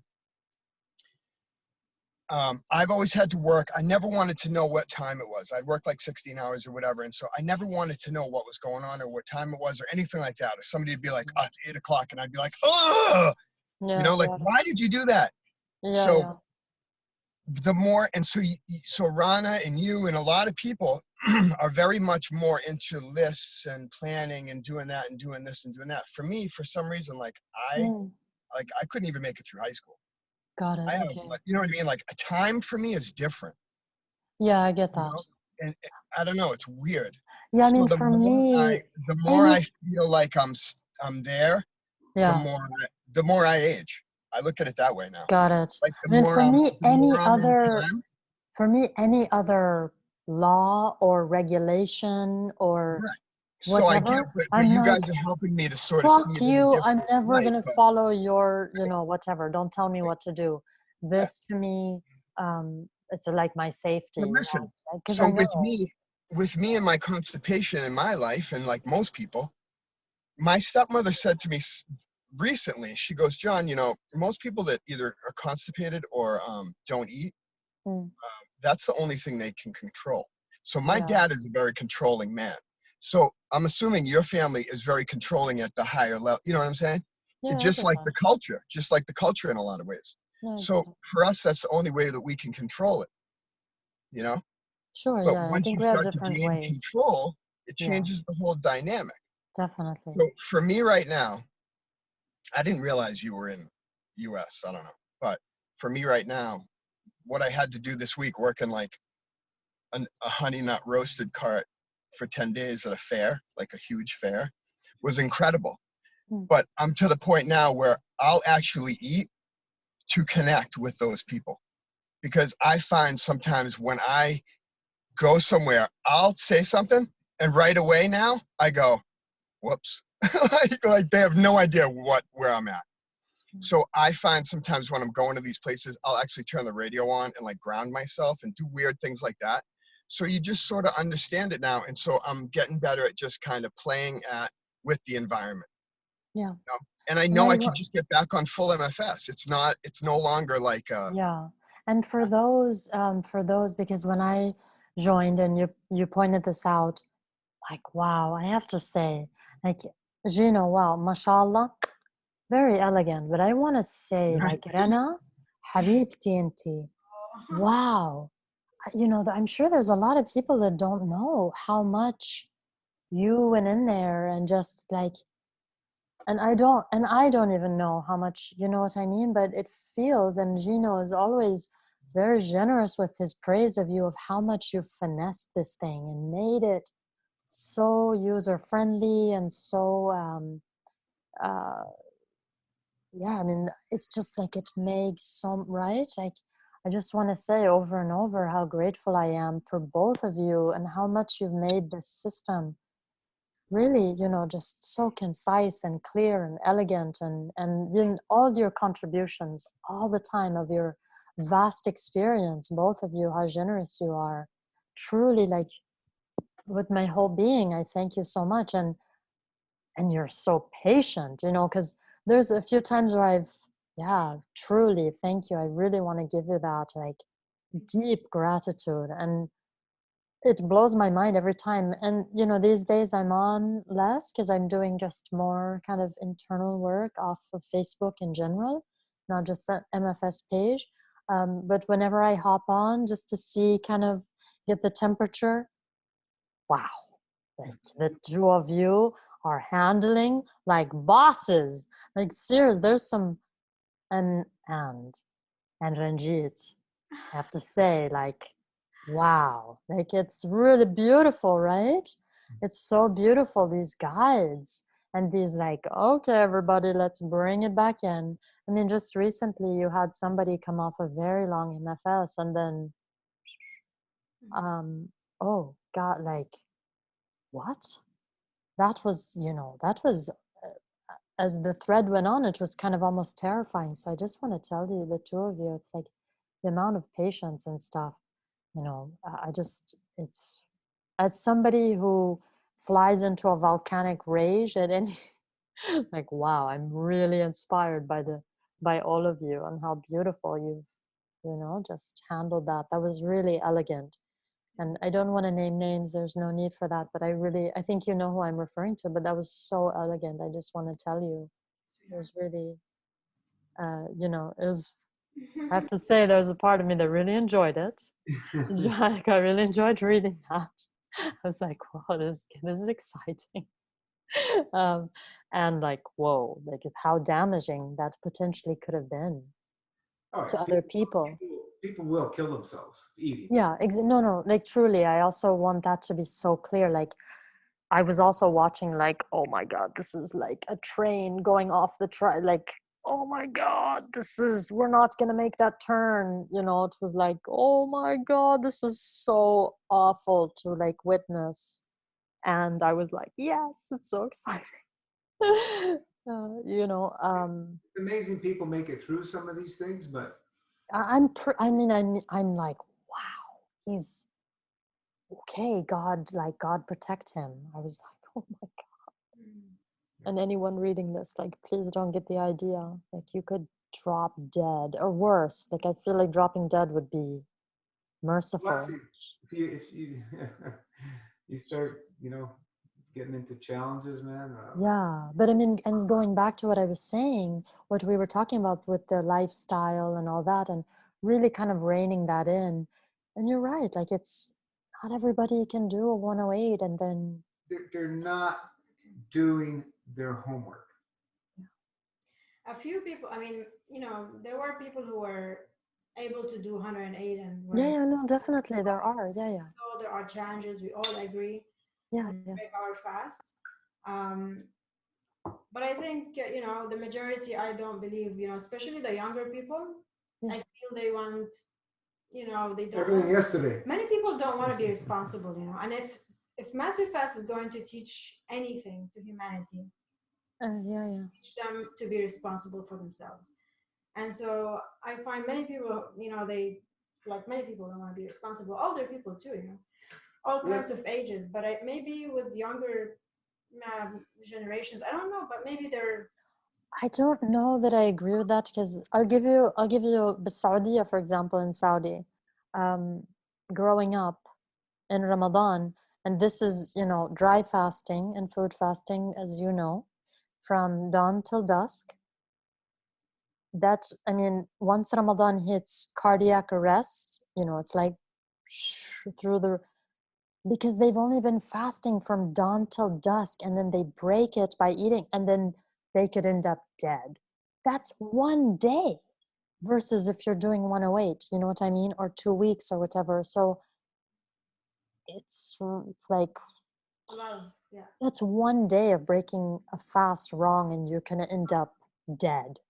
Yep. Hey, guys, can we talk about, like, I'm just thinking about constipation and all that, and Yeah, please. on my own page, I don't know who read it, but that one guy that lost, like, whatever, a couple of bodies, 185 pounds, he didn't eat for a year. The doctors watched him. He was only going to the bathroom like every 30 days or something ridiculous. Like, it was insanity. But yeah, I mean, in my family, it's like every 3 months sometimes. But listen, like, even just looking at you, like your skin and that stuff, I've been constipated my whole life. Yeah. Okay. Like, I have funny stories of when I was a kid, and then I was never regular until I was 35, but I used to cook all through my 20s, right? I used to sweat my balls off, excuse my whatever. And I think at this saved point, me. But that saved me. I don't know what it is. I definitely have decent organs. Like, it was always mental for me. That's why I connect with you, because of the fun stuff in the family. But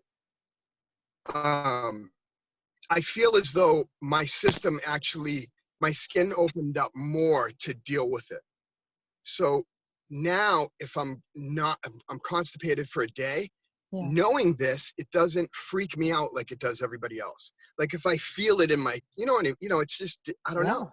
I know I'm going to survive. You can even feel like the plasma pudding or something. Like, it's like, yeah, but like constipation, I think. Oh my God. I feel like Rana and It's Gino the worst. are the people for relates to this. everything. Let's turn to the constipation, like, hand it over to the constipation, like, bosses over here. John, we're gonna go step in another realm now. Like, the way what you explained about you sweated a lot. but there's much more to it. Yeah. Than you're focusing on the matter. There's other things at play. We're working with fields to be able to do that. And Yeah, not, yeah, because yeah. you can't do that with physicality. But Once you come up like that. this is something that I've always had, and I'm just, a lot of this stuff is coming to me now, but I've always had more energy than anybody else. Though I was full, I wasn't, my body, material wise, I didn't look full. But I actually used it, Gino, back then to literally slow myself down.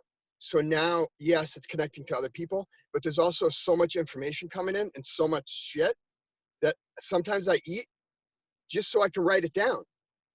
You know, Well, like, so I'm still balancing out in I don't in think, I'm only going to speak for myself. I'm confused about what you're saying. So you know how you were talking about your families and the mental illness? Yeah, but what does that, like, how does that relate to constipation? Well, Oh, I'm gonna give you an idea of what I'm trying to, like, so I have No, felt the energy exactly that we're what you starting. said about eating something just to write it down. This is where I'm like, wait a minute, what? Well, it's not, all right, so there's so much going on in my brain, okay? And it's not even in like a calamitous way. It's pretty calm. But for me to just sort of focus sometimes, I'll eat to like ground myself. Just so that I can be like, all right, because I'm in my car right now because my sister's sick. And, you know, I'm with family, but I've been okay. Like, I've been able to balance it out pretty good, you know, but every once in a while I'm like, all right, I need to get out of here for a little while, you know, because I'm still not, you know, environmentally wise, I'm not in a perfect place. Yeah, I But I'm mean, fine with people feel, it doesn't at matter. least I've experienced that on a dry. Right. Sometimes you just want to break that dry, because I was like, day 3, no sleep, endless energy, and I've But done my Alia, that's to-do why, list for the to last, be my honest with you, 10-year to-do list is what the hell do I do? And, I get that. Like, but when just you were talking about anything. your pain and all that kind of stuff, I was like now a couple years in and all that, it's like the connection with everyone is what has saved me. Because I was out a year ago, like everybody who else learns this stuff, I was out there trying to talk to people about what I was thinking. And I've always sort of been this way, where I say something, people are like, you're out of your mind. That's a compliment to me now, you know? Yeah. And so being around people on similar levels, it makes it so much easier. So John, what we know now about addiction has changed. Addiction, the opposite of addiction is not to be not an addict, it's connection. right. Once you feel connected to something greater than you, the earth, a community, whatever it is, yourself, more importantly, right? It's connection. That's what I hear you talking about, right? Yeah, I mean, to me, I look at it like there's a lot in here, but like, you know, once we clean out, that dream gland activates us, and it's just our imagination in my mind, but that's anywhere we want to go is available to us. End of story.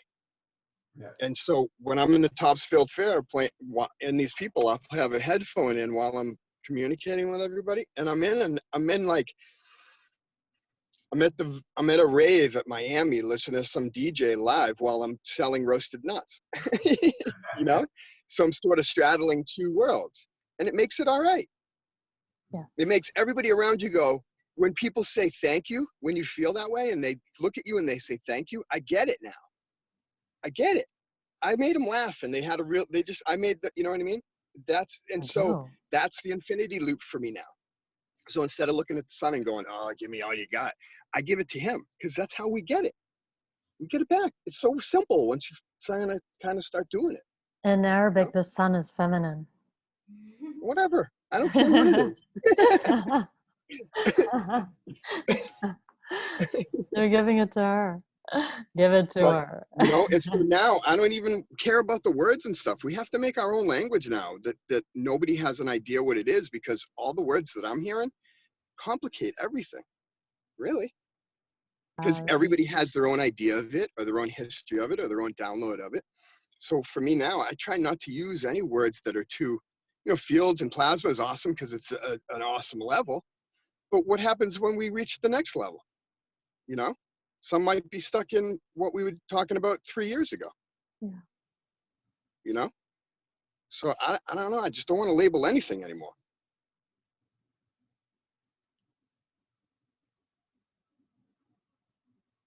Yeah, somebody said the herbal veggie broth is the best grounder.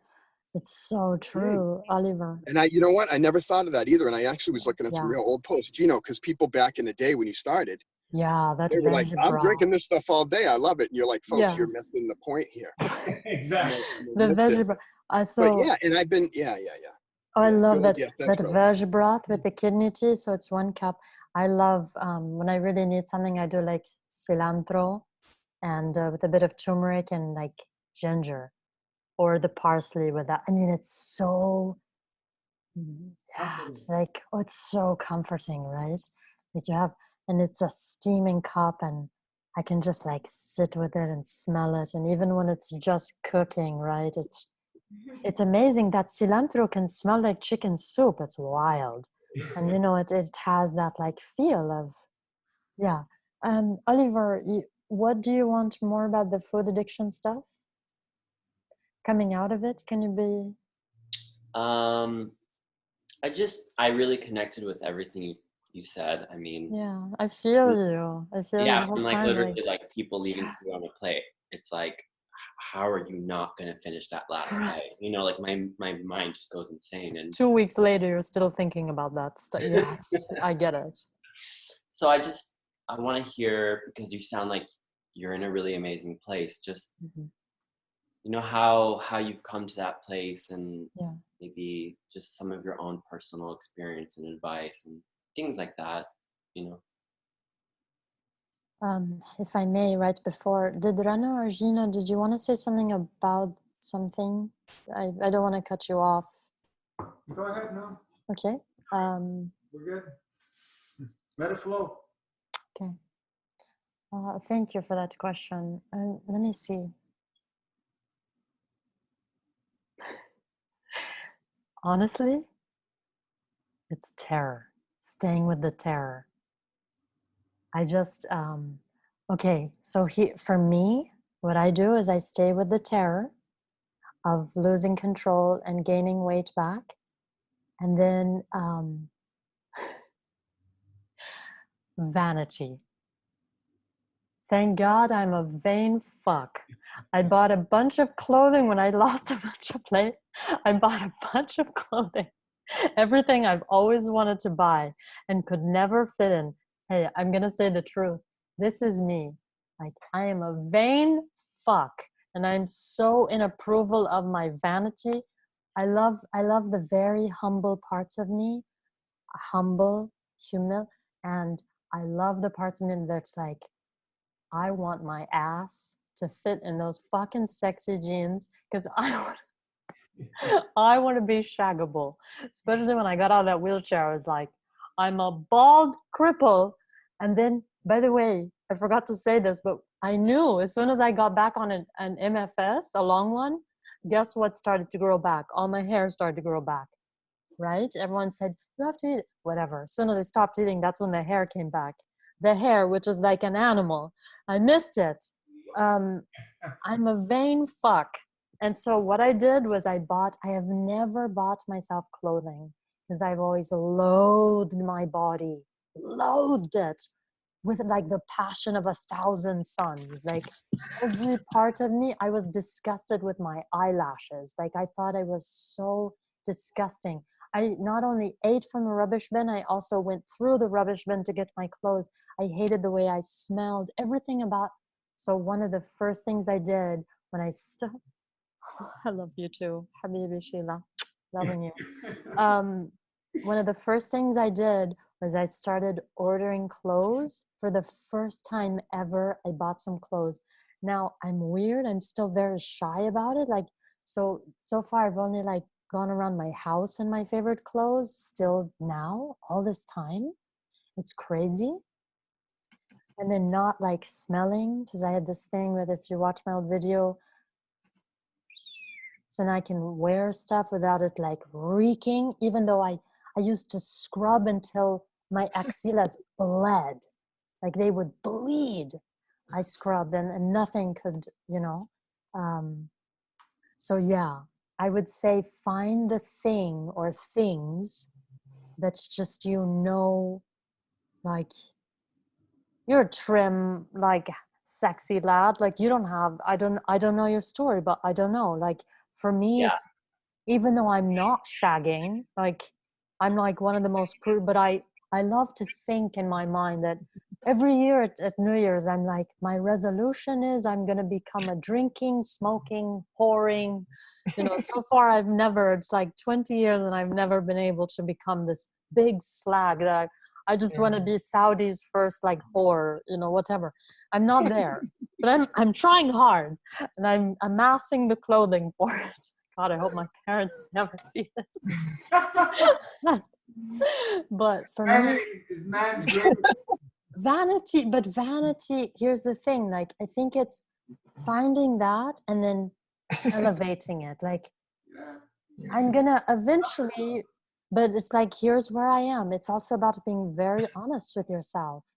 Can I be in approval of this? Is this God too? Like, can this be God too? God or the universe or the divine, whatever you want to call it. Or maybe we shouldn't even maybe take all of that out, but there's something that wants expression here that and so it's like I bought myself sexy lingerie and was like in the house wearing it and being like, oh my God, no one, no one's ever gonna see this, but it's like I'm doing it and it feels amazing and I don't want to not be able to put this on. So I think you find that thing or things that are like really important to you and and then don't edit it, don't judge it. Because what if I had automatically judged that part and been like, no, I must be humble, I cannot be vain, I will not buy the clothes, and I will, I probably would have been more likely to then start eating again or start whatever. And for me, chronic, like I said, with the pain and getting that menstrual cycle again, that was like super terrifying to me. And I was like, hell no, I'm not going back to that. You know what I mean? It was going back, write things down, write it down. You have to write it down because there's days where you're going to forget, and you have to have a remember to remember.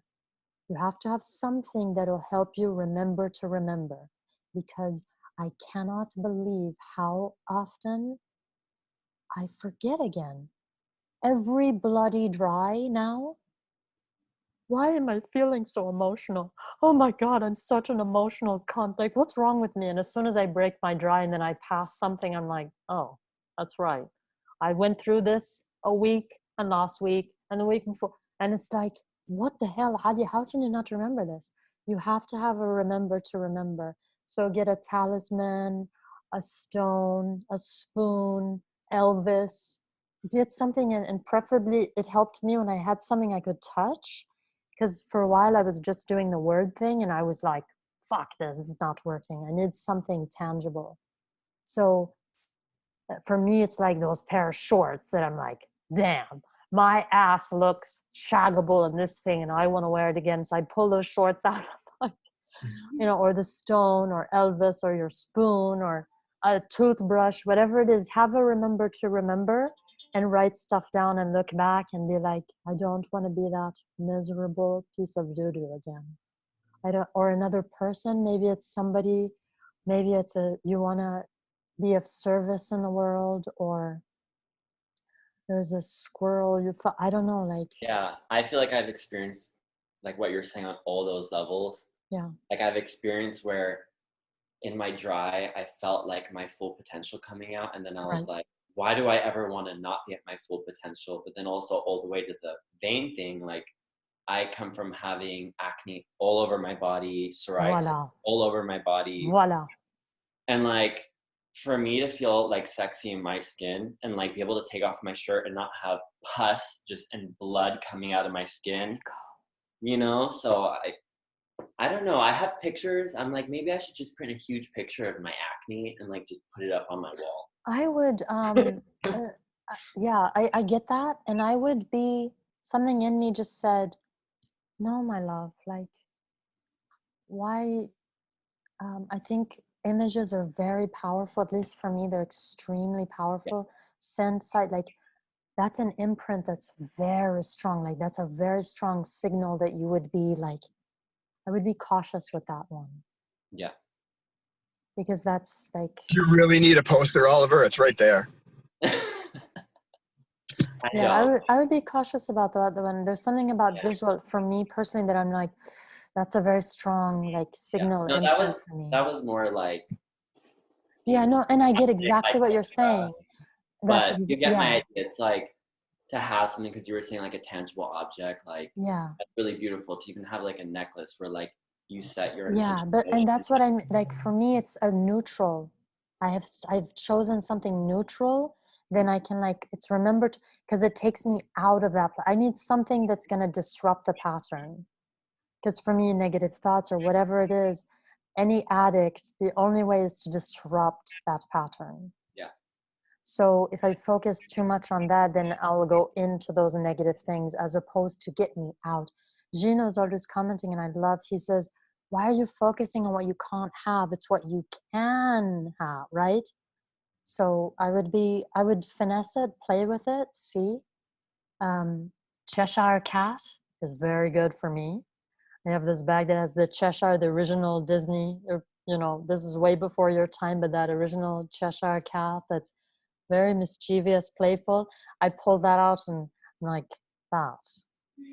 Remember to remember. That's a part of who, you know, that's a part of that thing that can transform and turn it feel like into. It's also in your in your experiences. Like I've experienced that where, you know, in a clean body, I went and just ate like potatoes with beans and guacamole and like for a whole week. And then after that week, I literally was just like in bed with the worst flu that I've ever had. Yes. And it's those experiences that come into your mind and you feel when you look at food that, you know, you shouldn't be eating, and you're like, do you really want to go back to that? Do you follow the dries? Yes. Yeah, because that you course correct. Course correct with the dry. My first 40-day MFS, I did a 27-day before. Yeah. But this time I was really, really, I mean, big thank you to Ranjit, because I really followed the dries and pushed through the dries this time with Ranjit. So and I'm really this time keeping level 3. I really I'm keeping my dries. I'm not skipping That's my so beautiful. Yeah, I really feel like the dries, the weeklies and the whatever, that is, wow, what a gift. Thank you, Gino. Thank you. That's such a gift, the course correction. There was something that I wanted to say. Oh, and I would say don't push the dries. I learned that the hard way. Ding, ding, ding. There's no need, and they get easier. I was amazed when it started to become like this effortless thing for, you know, I talked about it more in the last one, but you know, I remember when it started, and then it can be like, this is so easy, forget it, I will never drink again, you know, like, whoa, you have to find, sometimes you have to deliberately cut it short. The dries, I would say. And so your back, your acne, whatever it is, like, find that thing that's going to, I would say not the acne. I would focus on, like, for me, what I used to focus on too is like how I felt so disconnected. It made me feel disconnected. My odor, whatever, I had felt terrible. And it was like, I was never around. I was I was the loneliest person on the planet. You know, so maybe that too is like, I want connection. Yeah, focus on the flip side. For me, like, I focus now on like, wow, my skin is so beautiful. I don't really like, like in the back of my mind, I do remember the acne, but like you hear so many people say, after you do fast, it's like that old self is way gone. You know what I mean? Now I feel sexy and beautiful, and happy and loved. Like that's. And I would say once in a while go back and you can look at those photos as like, look at like where it came from. Yeah, definitely. I think that's really important. But to have that as like the thing to remember, that's a bit dodgy in my mind. But definitely I have stuff where I go back and I look, or I remember like the writing down. So maybe like how you felt during that time, how that made you feel. and you revisit that and be like, oh, Habib, and send that part of you so much love, right? Like that's where the transformation starts to happen. You know, And then, Oliver, for me, the reason I talk about everything in my life, I've always been really open, but the reason I talk about all my stuff is to connect with other people. exactly. So you didn't used to be able to connect with people because you know, whatever, you thought everybody looked like you're a weirdo, you know? So, but there's different things you can do that are just going to help you totally open up, you know? It's awesome. Yeah. And I do want to say, for me, it's not like overnight now. I'm just like, I found everything. Like, I have a million friends and I'm so happy and I'm never lonely. No, it's like, it's really painful.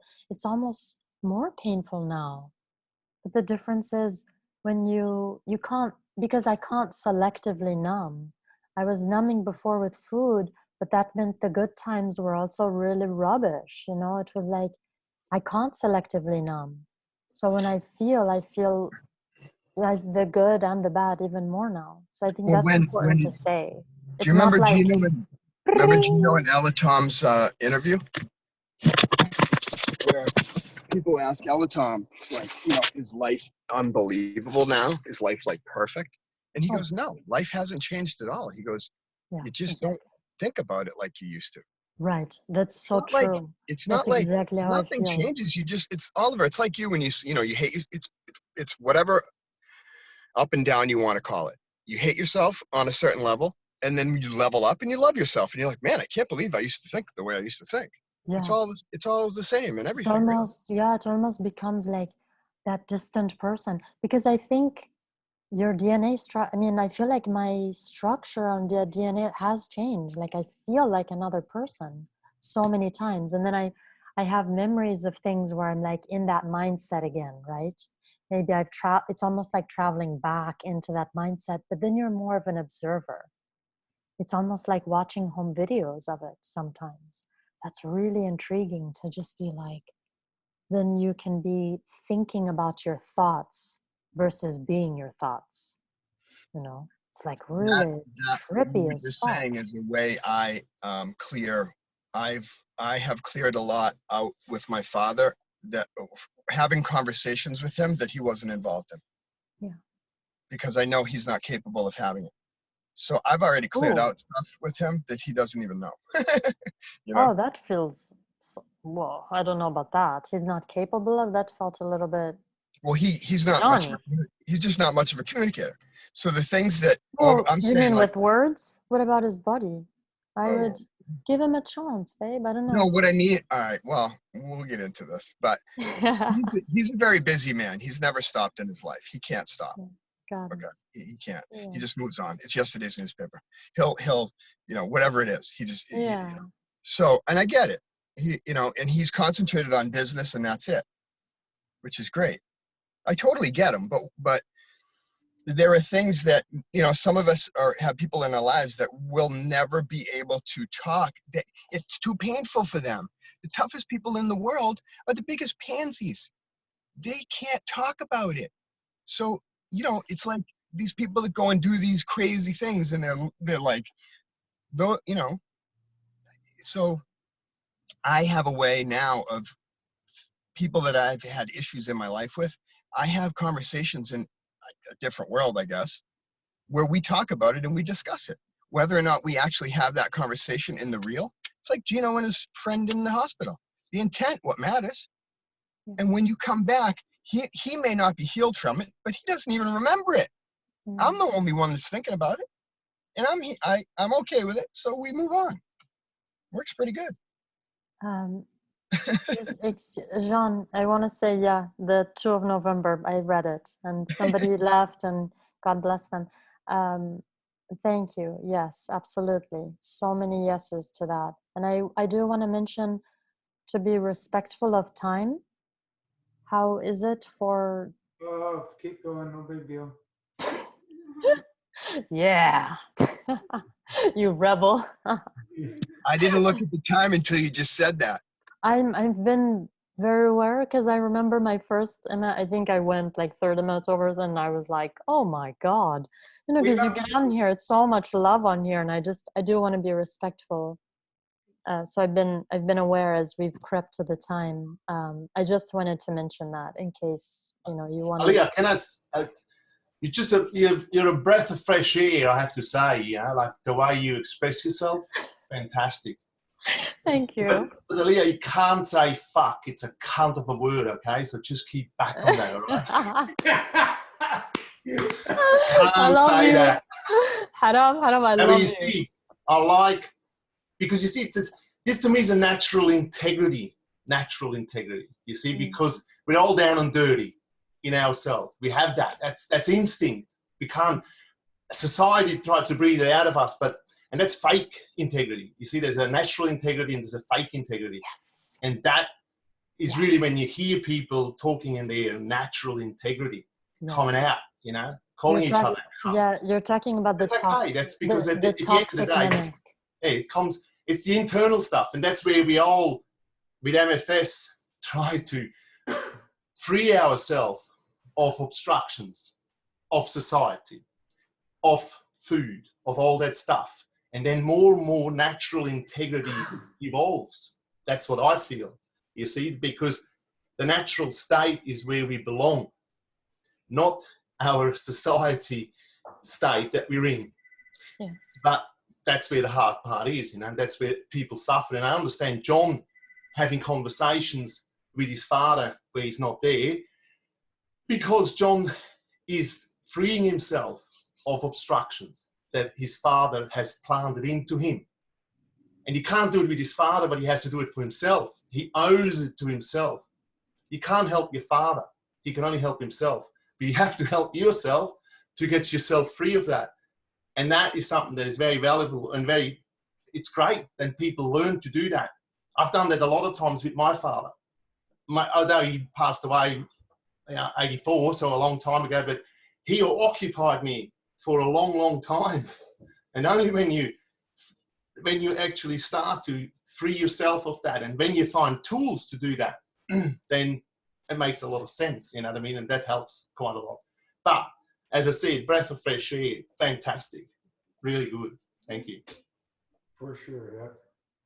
Thanks for that, HP, my Thank local you. brother from down New South Wales. I love you, brother. You know I do. But I just want No to say worries, something. Yeah, you know I love you. I want to say something to my sister Alia, because she's just freaking gorgeous. I just want to say, in the natural state you were talking about, one of the best ways to actually ground yourself is in the body.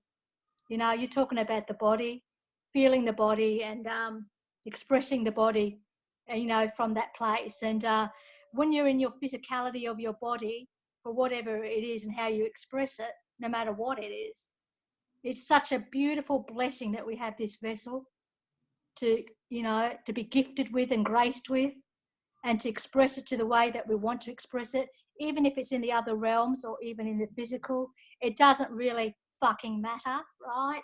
You know, it doesn't freaking matter, because the most important part for me, I think for most people, is always to get up in the morning and ground yourself, you know, with gratitude, and have that electricity come through your body and feel your body, and express it to the way that you want to express it, and feel freaking amazing, Gino, hey? There's nothing better than feeling freaking amazing in every moment, not just every day, but in every moment that you're actually alive, you know. So to feel all that, whatever emotions that flow through you, good, bad, indifferent, it doesn't really matter.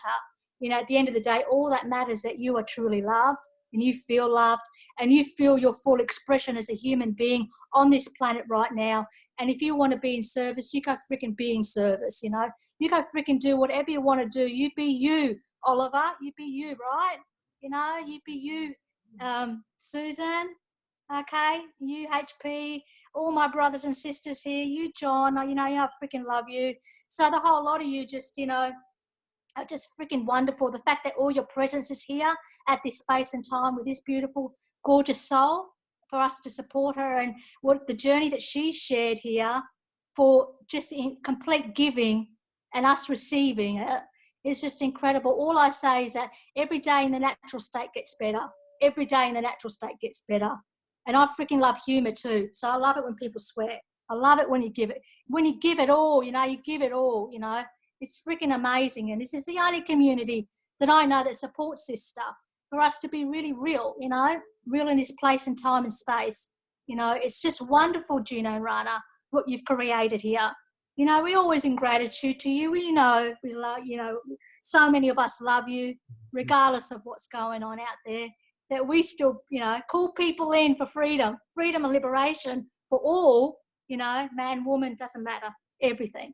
I love you, sister. Thank you for sharing. I wanted to talk about the body because I've been feeling very sensual in my body, and it's just a lovely place to ground and feel woman again, feel that goddess, feel that, put those clothes on and do that stuff, strut it out, it's just a really beautiful feeling. It is for me, going from 80 kilos to 51. So I feel freaking sexy too, like everyone else. That's a part about MFS, Gino. It is the new skinny. Look at those fields flowing behind you, man. Holy jeez, you're on fire. Yeah, man. I'm always feeding you guys. You have no idea. You're always with me. I'm feeding you completely all the time. That's why I put my electricity hair up on the nothing like feeling electricity through your body and that power that goes through you. Like, honestly, what else is there except living this life at the moment, right? Isn't that right, Gino? It's freaking amazing. Oh, fuck the rest of them. Fucking, we're having a party just here. And also, John's bringing on the Halloween party soon. So we're all getting dressed up, and we're just going to get dressed up for whatever we want, right? So you can strut your stuff in whatever you want. We're just going to have a party. Ha ha, love you. Mwah. We love you. I say for those that crave a less abstract, what are your top 3 favorite ways to ground in your body? Anybody, please share. Like, let's bring it down an abstraction. I love it. I love everything. Thank you so much. That was so gorgeous. Ranjit, thank you so much. That was electricity through my body. Thank you. And I always like to come back to less abstraction, like the top 3 ways we can ground in our body. And for me, service definitely helps. Be of service to somebody, help move something, blah, blah, blah, do something physical really helps me ground. We talked about the veggie broth can help ground. I also can't, there's something that's I was I don't want us to be a cult of skinny obsessed either. I think there's a danger in any kind of exalting anything to, right? Can we change skinny to lean? Wait, pardon? Can we change skinny to lean? Yeah, we can. I like that. Yeah, lean. Yeah, lean. I like light. Lean right? For me, lean and what? Yeah, Lean we're and light. light. Lean and mean. Listen, yeah, lean. Well, I was gonna say lean and mean. That's usually what I said, but we don't have to be mean. Yeah, but and there's nothing wrong. wrong If we work out with a little skinny. bit and we're lean, we're gonna look phenomenal. Yeah, and there's nothing wrong. I don't wanna make a villain out of skinny. I don't want to make a villain out of anything. That's also what I'm trying to break through. Because for the longest time I was worshiping this skinny worship. But I like lean and mean, right? Lean and mean and But that's why skinny people don't gain weight, and that's why heavy people don't lose it, because they're worried about the weight. Lean and mean Kelly and Kibbe's genetic ear. She didn't think about it and she fixed it. Yeah, lean. Yeah, I love that, lean and mean, because I think there's love in mean too, right? Love can be mean. Love can be fierce and mean. It can the meanest people I know have the biggest hearts. It's all relative. Right. I love what Brene Brown says. She says the most loving people are the most boundaried. She says, now that I have established my boundaries, I'm less sweet than I was before, but I'm more loving. I think you can be a more loving person when you have your boundaries very clear. I can say a lot to people in a kidding way, and it helps me a lot. So you can actually make fun of someone, but they laugh about it if you say it in a certain way, or if you say it from a certain, you know what I mean? Because it's not about hurting someone, because that's how I was taught. I'm from New England, and with tough, thick skin, that kind of stuff. We're all sarcastic as you know what, but I know that road, but I can make you laugh better. You know what I mean? It's all in how you say it. Yeah, I think the intention behind it's really important. Yeah. Right. Susan, PT, do you go by PT or so? What's your preference, Susan or PT? I think PT on Facebook. Pardon? Yeah, I'm PD on Facebook. Okay, but you prefer Susan. Susan, okay. I really wanted to, because you said walking, hiking in nature, touching trees with gratitude grounds me. I love those. Definitely trees, right? Any kind of plant life, I feel like they're the most elevated beings. Like, if any I need, that's definitely nature. Anything that's not a, like, you know, yeah, definitely. I feel like they're such elevated beings. But going back to like talking about how to ground in your body, I think that's really important. Feeling the Yeah. root of the trees. And Yeah, definitely. being one with the tree and just feeling those roots go down, and it's just amazing. Yeah, a bath. Sometimes a bath, like a warm bath, can really help. Or even just putting your feet in some liquid or water. I feel like that can ground you if you can't walk the earth, right? If you can't get to the ground and get barefoot and stuff, that really helps. But even if it's like water, something to have you feel. And I would say for me, it's also about going deeper in. So it's like, okay, I'm feeling. So instead of being like, I'm bloody angry and I'm going to destroy a small village or whatever, or like I'm floating away or whatever, and then I go, okay, what are you feeling like? Okay, right now my left eye is twitching and I feel like there is a buzzing warm electricity in my lower right abdomen, and the large toe on my right foot is warm or something, like get in the body more. Breath work, someone said breath work, taking 3 deep breaths with the intention to be here now in my body, then continue breathing into my belly. Yes, for Jeanette. Thank you. Yeah, breath, right? The breathing. Thank you so much for introducing us to Butiko. That's been because for me, the Iceman, Too much. yeah, people have talked about that all the time, and I was like, you're gonna give that somebody with like anger issues? I always felt like that's not the thing for me. And Butiko has been. So I wanted to thank you for bringing up breath, because that I feel like that's kind of left out of the conversation sometimes. But Butiko has been like really amazing for bringing. It's like when you focus on the breath, right? Like just focusing on it being like, what did that feel like?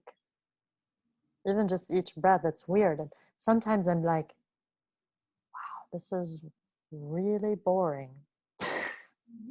And like, okay, but it's important to be bored.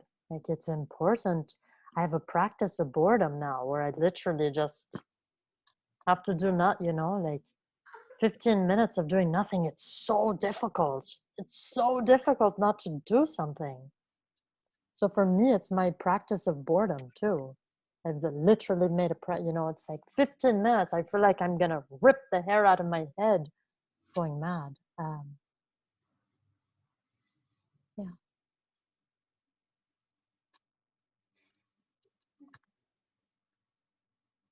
Thank you for hosting these Ranangino continuously. I just want to tell you, what a gift to our community to have this opportunity to be with us other weirdos, right? Like, I love you misfits, but we are a bunch of weirdos. Yeah. Like, I love that about us. We are weird. We're like weird. We're really weirdos. Even amongst people that do like Qigong and stuff, even amongst the Qigongers, I'm like, I am really weird. Like, it's awesome. I love being a misfit. It feels good. I feel like this is like the most punk shit you can do, right? Like, be kind, and don't harm shit. Like, that is fucking punk. Leave less karmic imprint on the earth. That is like the most punk shit you can do, right? Yeah.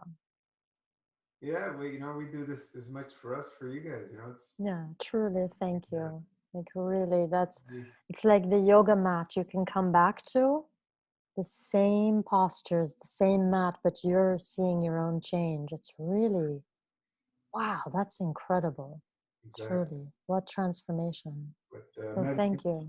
Meditation's, the main one for a lot of people. Essential oils, uh, yoga, exercise for some people, jumping in the river, stream, ocean, anything in nature, really. There's so many ways you can ground yourself, or just having a deep soul-to-soul talk with somebody. Yeah.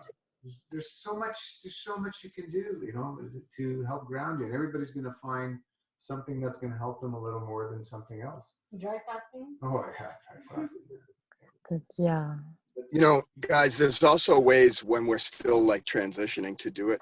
I found, like, when I first did a longer MFS, I actually used to go, I didn't have a TV, but I would go to like the TV room and watch a half hour of like a sports game, something that was on for a half hour, and it would completely wipe me out and I would sleep, or yes. Now I find there are particular people in my life who are good people, but they're very low vibe. So I'll actually go and hang out with them a little bit because but my biggest thing is that I've never feared people. I've always been around people. I've always loved crowds, that kind of stuff. But I got too far in it and I would take all my stuff. They'd take all of it. And I didn't realize that. So now I just do it when I want to, and it's awesome. But that's a way of grounding too, with the people that you are trying to connect with. You just don't talk about it because they don't know what the heck you're talking about. Just be there and love them. That's it. And you'll be amazed at how they open up to you without even you bringing it up. So that's a good way for me to ground now with family and stuff.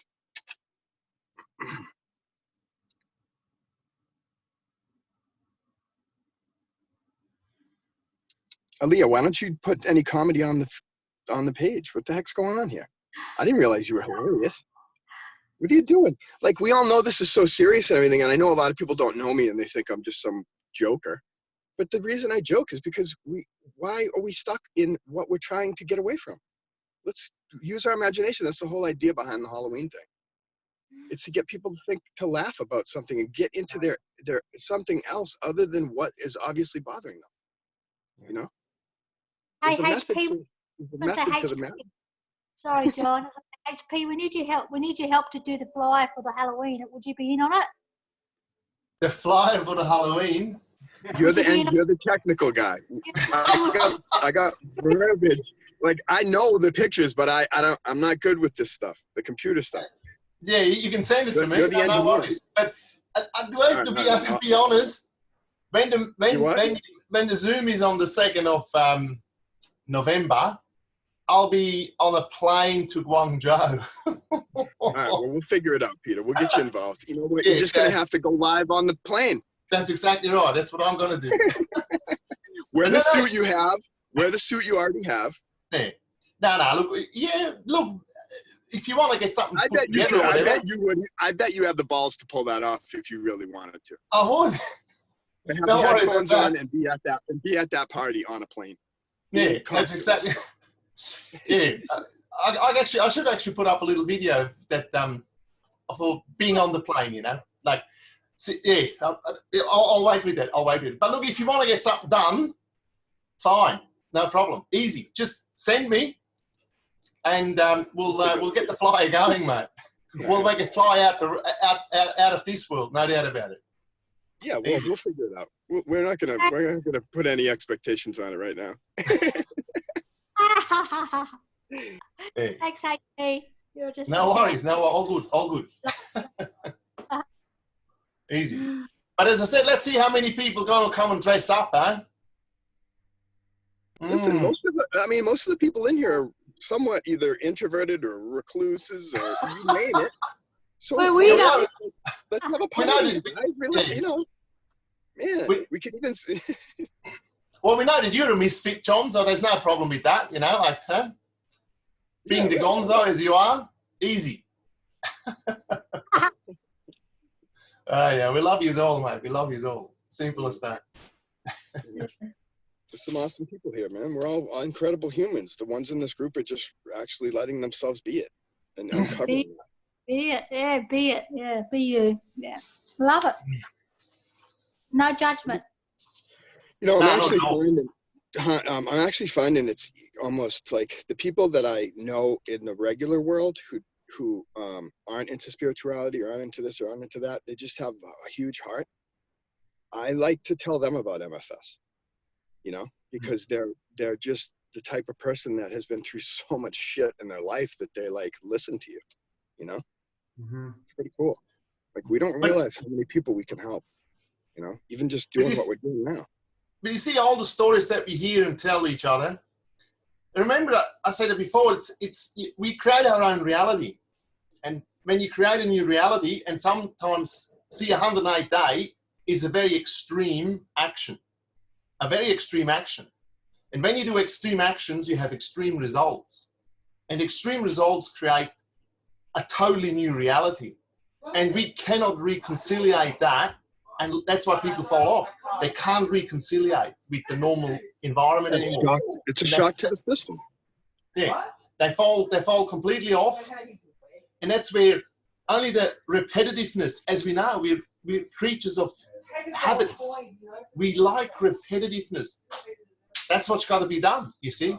But how do you want to repeat 108 days all the time? So that's why I find short is good, because you can repeat. And you can Peter, I totally do understand the repetitive. I mean, that's a record. I get all that, definitely. But at the same time, like, I don't want to do the same thing for the rest of my life. No way.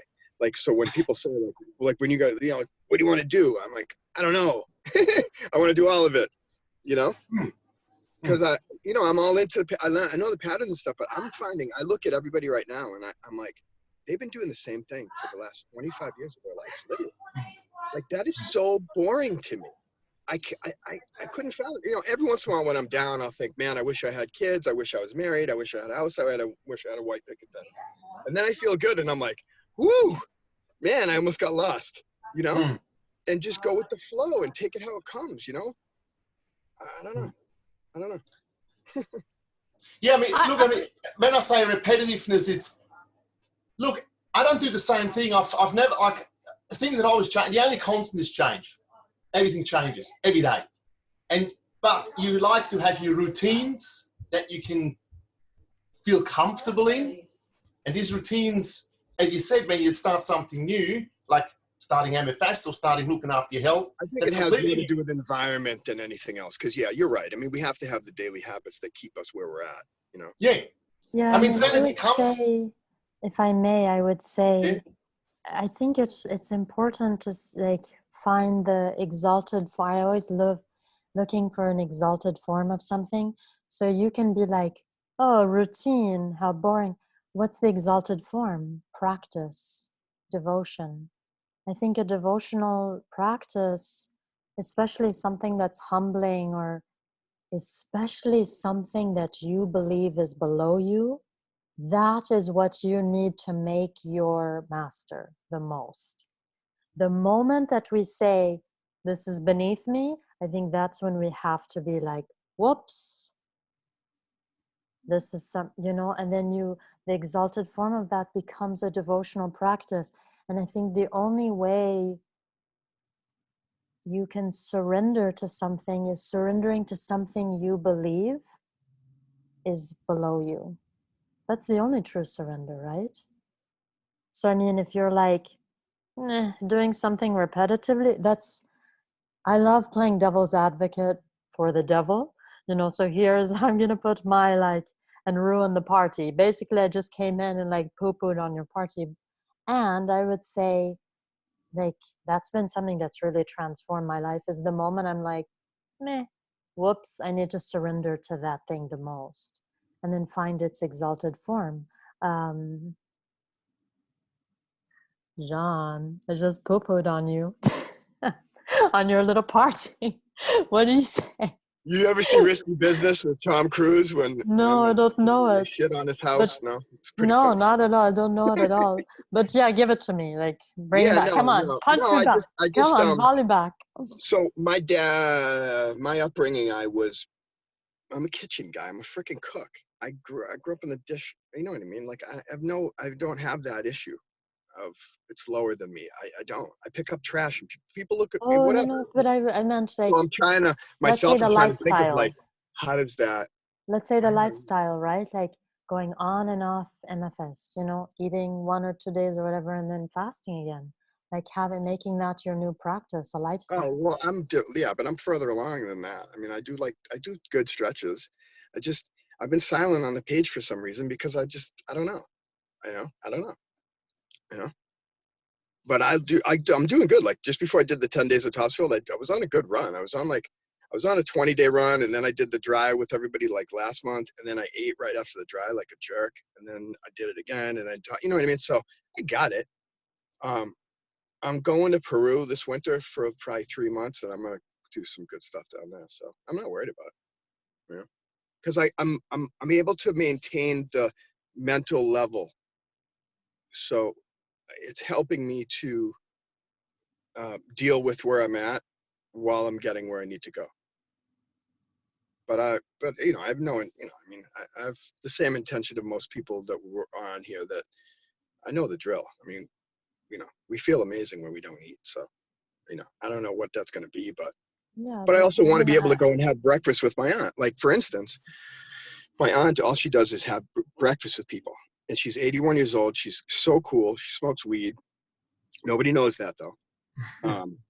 So we go and she has lunch with her friends and stuff like that. So we had breakfast the other day, and I had a little something, and we ate. And she's like, so where do you want to go? Have you been here? Have you been there? Blah, blah, blah. And I said, Aunt, we don't have to go out to eat. She goes, what do you mean? I go, I'm just doing this for you.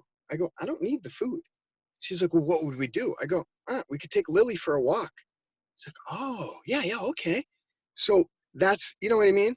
So I can still hang out with these people. I'm just switching it up little by little so that it's on my terms more. You know, it's pretty cool. But I still got to get out of here. You know, I mean, I love my family. I love too many people, but it's held me back. So I just got to keep going wherever I want to go. And as long as I can keep coming back and it's all good, it doesn't matter, you know? And there's a friend of mine I know a woman in my life who lost both her sons. One of them was my best friend, and that happened a couple of years ago. Her oldest son, when we were in high school, passed away in like freak accidents, both of them. This woman still has so much love in her heart. And I've been hanging out with her a little bit. It's a weird thing, but it's awesome because everybody else feels bad for her. Like her sons are gone. And someone recently passed, and she basically goes, yeah, he's not gone. He's right next to Billy and Sean. So like everybody gets so upset because it's not in the physical anymore. But like, it's like the acne. It's like this, it's like that. All you have to do is think about it. So for me now, like I've been trying to think, I just opened my window and scared the shit out of myself. So that's, I don't know, I lost my train of thought, but there's so many little things that we can do without the actual people or the physicality of it being there. And that's what plasma teaches us, and that's what the intent teaches us, and all that kind of stuff. So we got to I don't know. The infinity loop is us.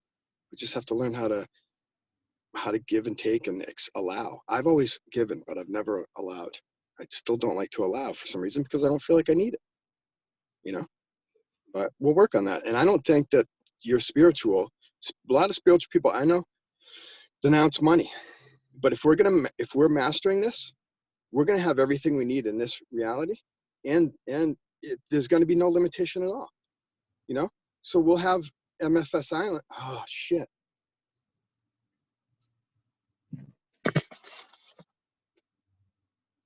What happened? You know, Jeanette, I'd love to hear your voice. Are you all right, John? Yeah, Excuse me, Ranjit. I just want to make sure he's okay. Oh yeah, what happened? Are you all right? Jean, are you all right? It's John. I thought it was a joke. He's like, yeah, I hope he's all right. Excuse me for interrupting, but I hope he's all right. No. I'm happy that you're concerned because at least someone is. Because I was just like, oh, he said something about Masterfast silence, and then he like dropped the mic or something. I don't know. I know It might be his internet. John? Now I'm all scared. No, I think he's got out of his car because in his car, remember he said. Yeah, he So has. he's probably out just. Is he back there on a? Oh, I think he's turned it off now. Yeah, he has his funny exits though. I have to say. He does have funny exits. Yeah. Battery's dead. Yeah, maybe. Go, Jeanette. Come on, I want to hear your voice. I just broke the 25-hour dry, and well, earlier today, of course, and I've been refeeding or whatever you want to say, and I'm on day 5 full master fast, and I'm excited to go on level. I think I'm gonna do a lifestyle of level. What is it again? 5? No, 4. I can do 3 days of eating only, I think. Anything more than 3 days a week eating, I'm like a savage. I totally relate with everything you shared, Alia, tonight. Thank you for your generosity. But I'm super curious about you, Ranjit, because to figure out what level I was gonna do for Master Fast Lifestyle, I had to think like really into it. And I found myself wondering like what level 7 would be like. Not that I feel ready. And then I thought, oh, well, I know someone living and I know you did this too. Like you want to see all the people that came before you that had, you know, you researched Gino and you researched people who've done this. So I'm really curious. My mind wants to go into the physicality of where you're at this point. So like in terms of like eliminations and like, you know, how you're feeling in your body, like in the physicality, if you could share anything. I'm super the dries are incredible. So I, like Alia said before, the one thing I've never, ever stopped was the dries. I think from my first dry, I've always looked at it as you die to yourself and a resurrection in the 3 days, you know, you become a new being. So the dries I always have elimination on my own, either usually the second day or the third day or something like that.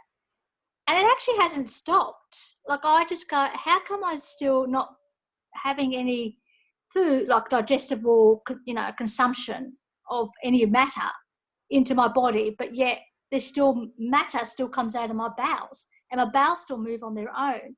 And it's always around the dries.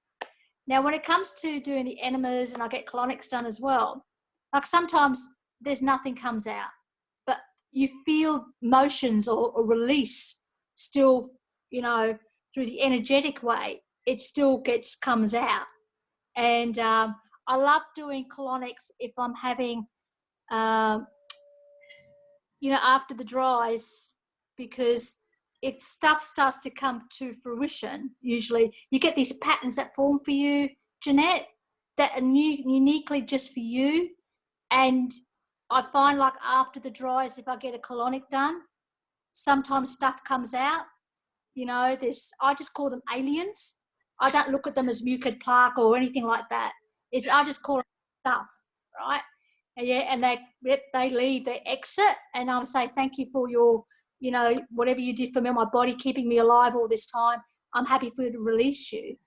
But I always find there's some sort of emotional, good, bad, or indifferent that always comes after the dries. Because I think one thing I got from Gino about the dries, it's not during the dries, it's after the dries, you know, in between all that.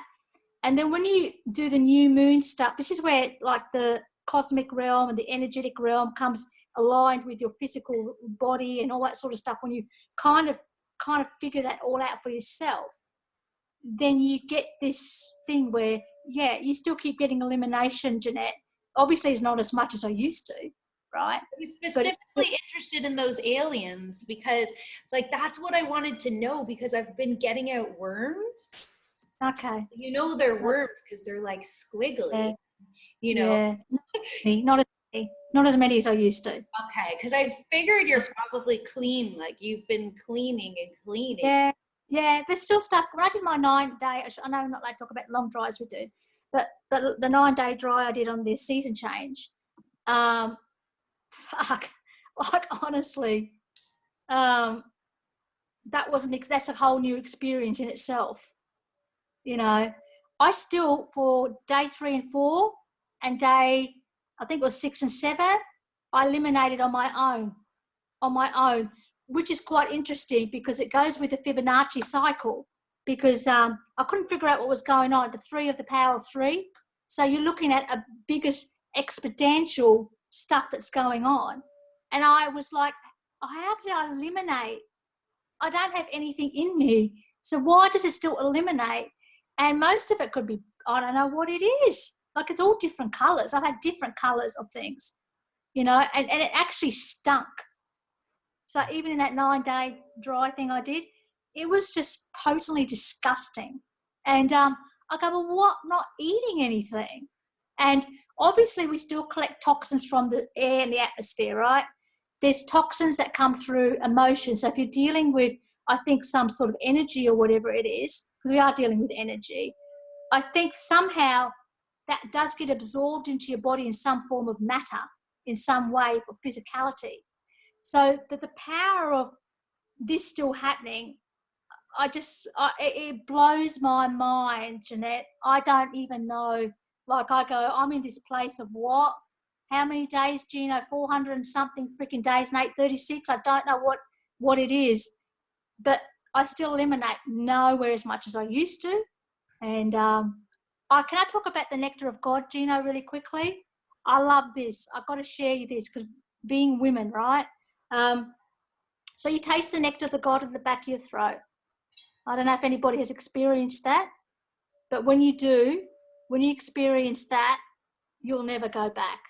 You'll never go back, because that is what actually, I don't know, gives you the taste, nourishes, does everything. But when you have that pristine, clean GI tract, and that nectar of God actually flows down your whole thing, and it actually goes down out of your third channel. So it eliminates out of your third channel. And it is like a little bit of an oil. And I was telling someone the other day, I had, because you ovulate like crazy, right? You know this, right? Women know this. You ovulate like crazy. Had 3 days of periods. I don't even know why. Sometimes I get periods, sometimes I don't. Sometimes I don't know, right? They come on a regular cycle. So 3 days of ovulation, 3 days of periods, and straight after that, I have the nectar of God flowing out. Like, this stuff just always, I don't know, coming out of you from all your 3 channels. You know, you're always urinating. Like, I'm always urinating. And, you know, obviously take the grape juice and all that other stuff as well. Your bowels, you know, obviously you're not moving any hard substance out, but, you know, not every day.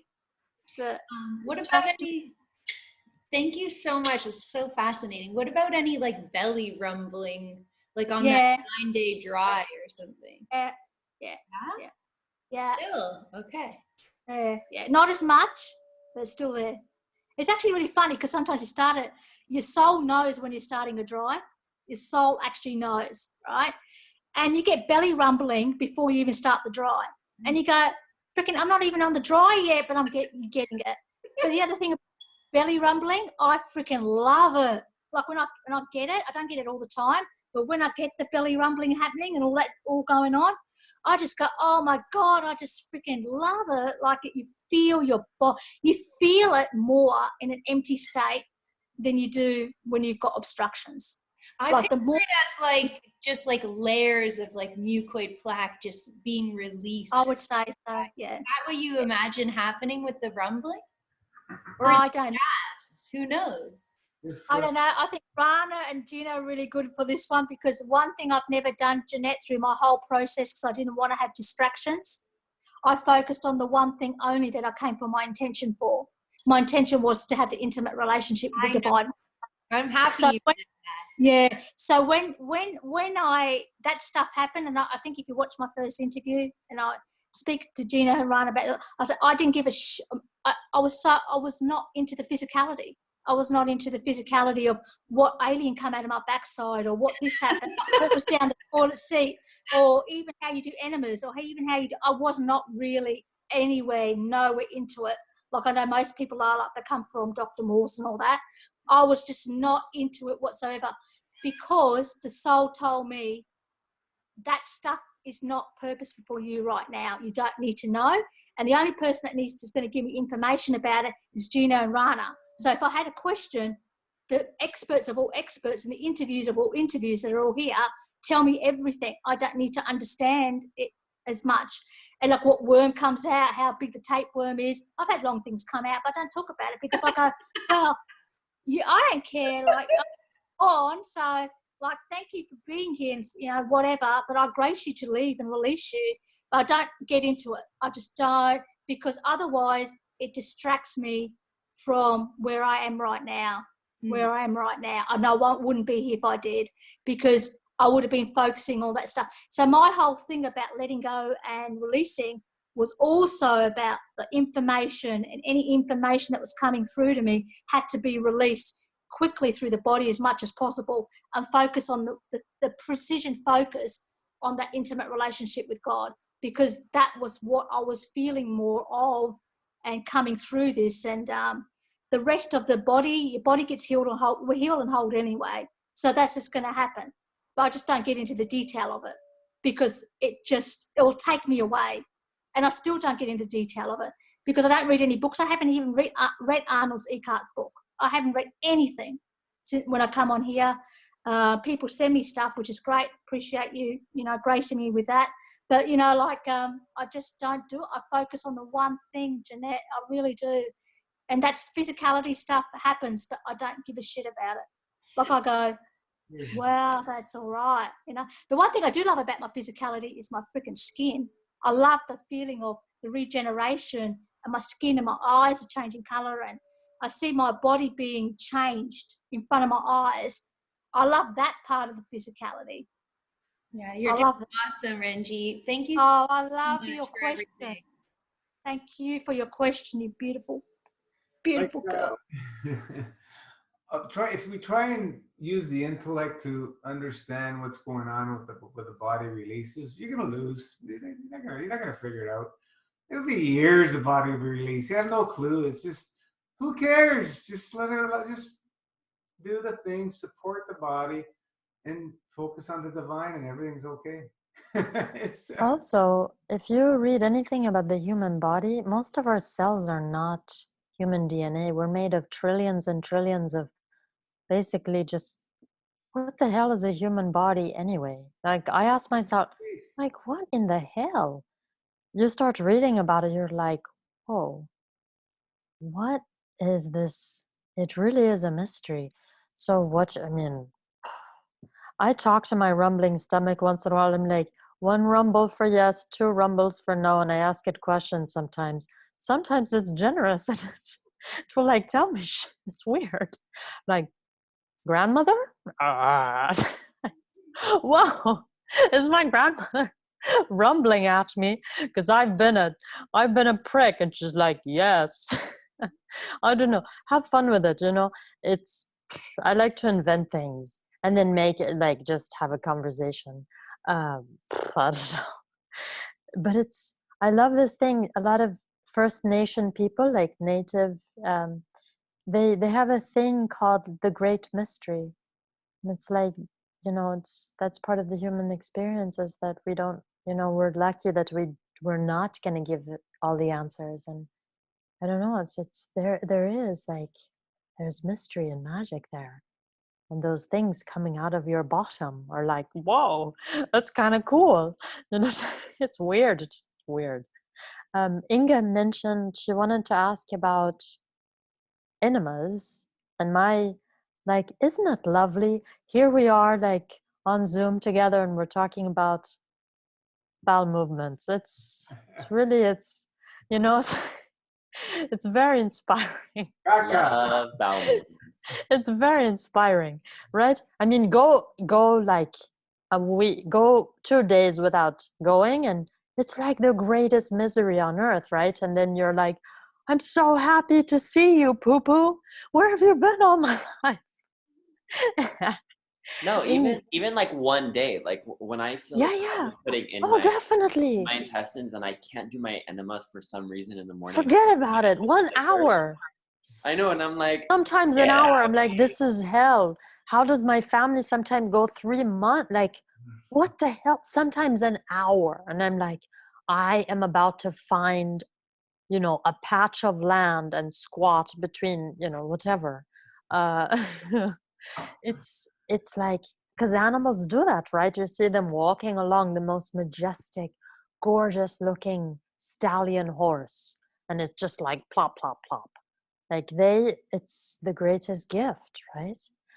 Inga, to address your question, the most important thing for me, the biggest change from my first long MFS, it was infinitely better once I started doing my kalimas all the time. I was introduced to the kalima before MFS, 2 years before, and I had a practice of it. So I feel very fortunate. That's through another like system. So I already had one and whatever, but I noticed that there was a lot of times on my first one, especially in the beginning, where I was like, you know, whatever. So I would say, one, if you can, invest in a kalima. So amazing. I love to add the juice to it. I add the Concord juice with the lemon. It's awesome. It's really awesome. That really changed. Doing it regularly, like making that a practice of mine, I can really feel the difference now. I'm so much more devoted to that practice of doing. I can really tell the difference if I haven't done my kalima, like emotionally, everything comes crashing, you know. It's really um my movements, um that's on and off for me. That's like, it's really interesting. One of the things I noticed on this MFS, and I had to stop, like, here is the problem with like going back constantly being like, but on my first one I felt like I did so much more mucoid plaque releases and blah blah blah blah blah blah blah blah blah blah blah. Like my mind was just constantly doing that and comparing what it should be, I was, you know, this is very dangerous, I feel. So I don't know. It is what it is. Like, basically, I feel like if I'm doing enough juice and I'm following the protocol and I'm doing my kalimas, I just then have to, kalim, really, really, really, I would say invest in a kalima. And then I go for colonics. I try to do a regular, because wow, that makes a huge, like, Rena, I want to say, you and your kind, there is a special place in heaven for you. There is going to be dogs and colon hydrotherapists. I promise you. You are the colon whisperers. You know, if you can find somebody in addition to your kalimas. So I have the juice with the kalima, and then, you know, the colon hydrotherapy, it's just water, but oh my God, wow. So I really tried to just let go of my mind around, like, how many times should I be going? Oh my God, I should be going more. Like, it's like this thing that's constantly, I should be an Olympic epic pooper by now. Like, I should be the world's greatest eliminator, and I should, you know, what's happening? But if I really focus and I start to be like, okay, Alia, but how are you actually feeling? Before you had the kalima and then after, or whatever, let's say. And I was like, wow, emotionally, I feel bloody transformed. Like, now more and more I'm trying to go on emotionally how I feel, like, not the quantity or whatever, because I have driven myself mad, like trying to figure out what's the right thing. Should I be going 3 times a day? Should I be going once? Should I be going like 11,000? Like, what's the secret?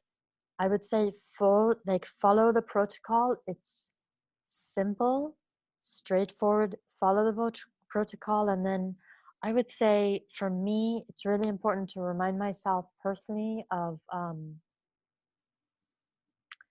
the opposite of knowing is not knowing. The opposite of knowing for me is faith. So it's having faith in something, because I don't know.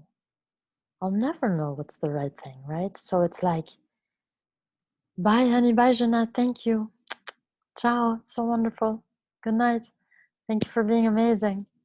Yeah, so for me it was I have to let that go. I have to let that thing in me that like wants to do it right, wants to do it right, wants to do like, oh, what should it be?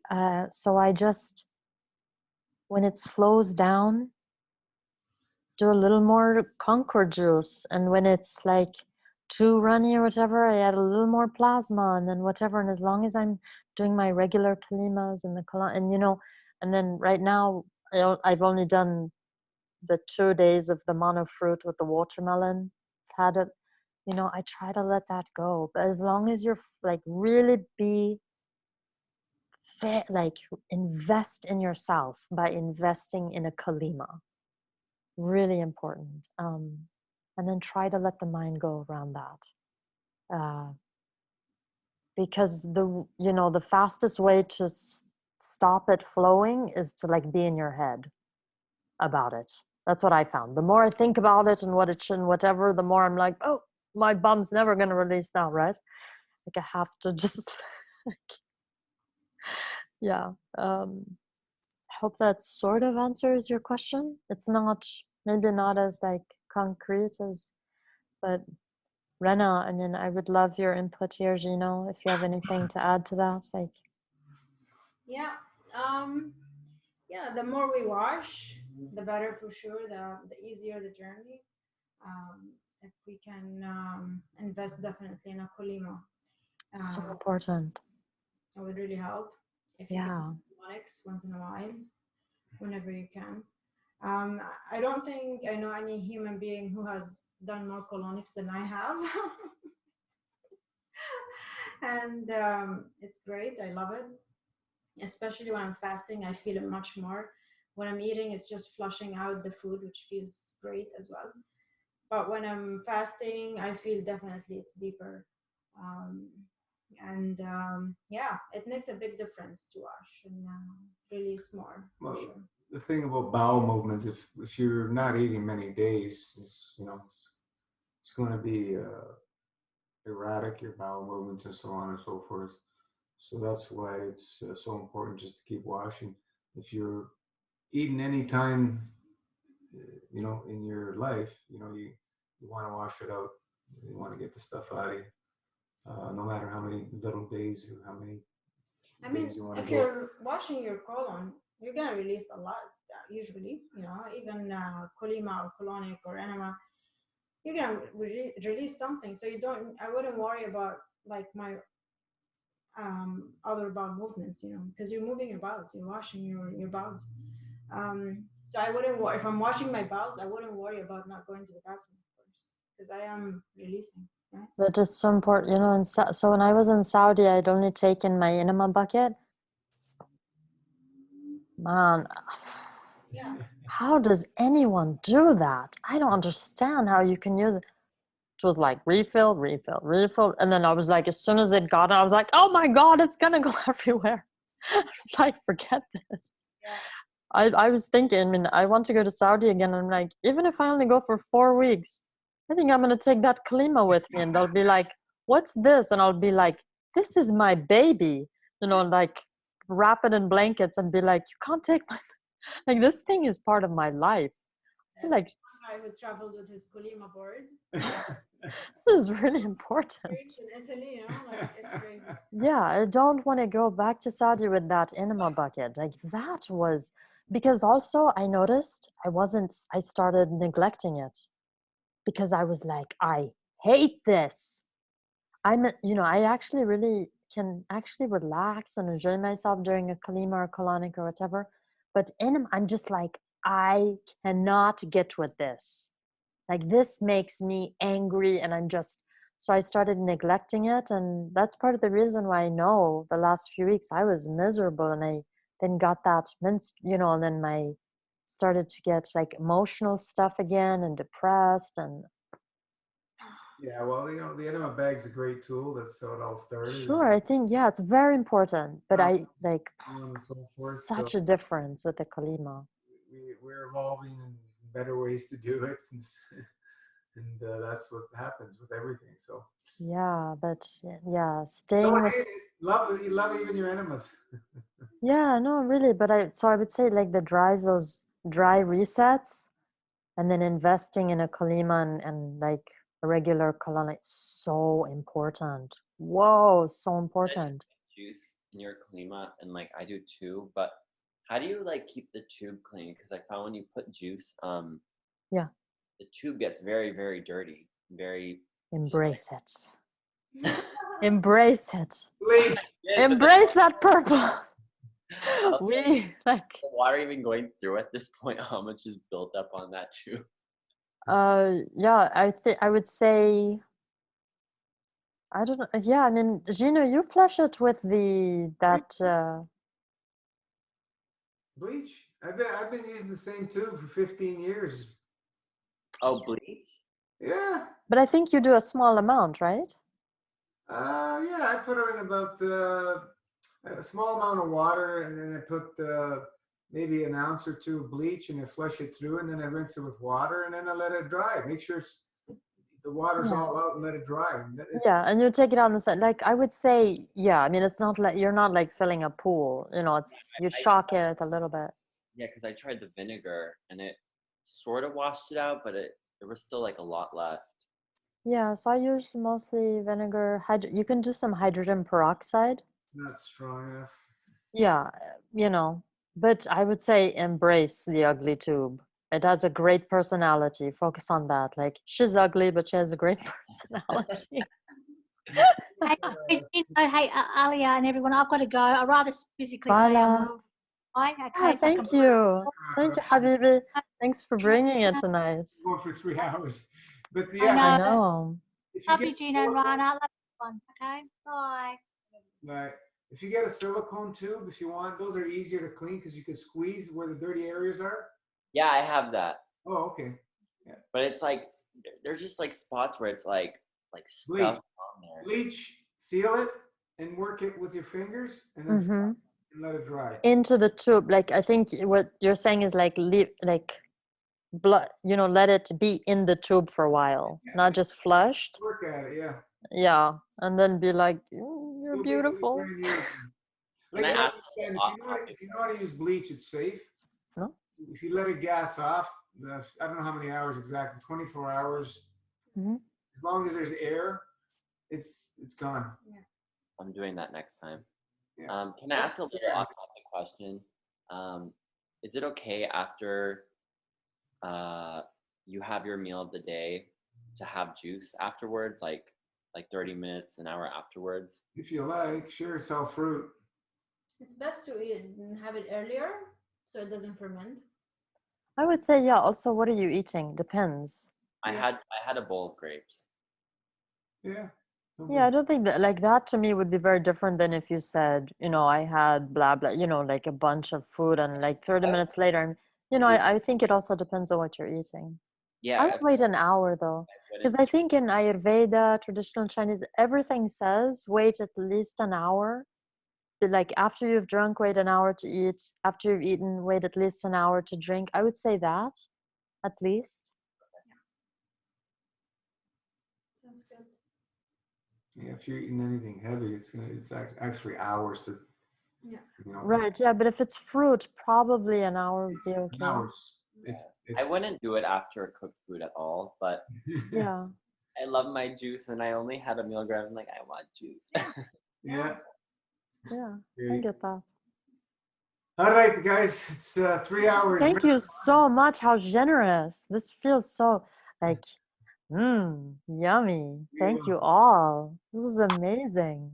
Thank you, Rana. Thank you, Gino, for hosting us. Yeah. You're an amazing host. Thank you for this sumptuous meal of like words and thoughts and love and ideas and mischief and rascal and play. I'm so thank you. So grateful. Oh, wonderful to have everybody here. It's excellent, you know, being in touch and with people on the same page, and it's we keep it going, right? You know, it's all it is. This is a lifestyle, not an event. You know, if you want to go to an event, go to a circus or something or a concert. Oh, it's wonderful. So thank you again, Alia, for your time and sharing your Thank you. experience. So Yeah, thank you to everyone that's been here and supported. And yeah, it's been such a Oliver. Love you, babe. let's keep that plasma love always flowing, Yeah. guys. Thank you so much. Bless you both so much. Everybody. Bye. Bye, Susan. Bye, everybody. HP. Ciao.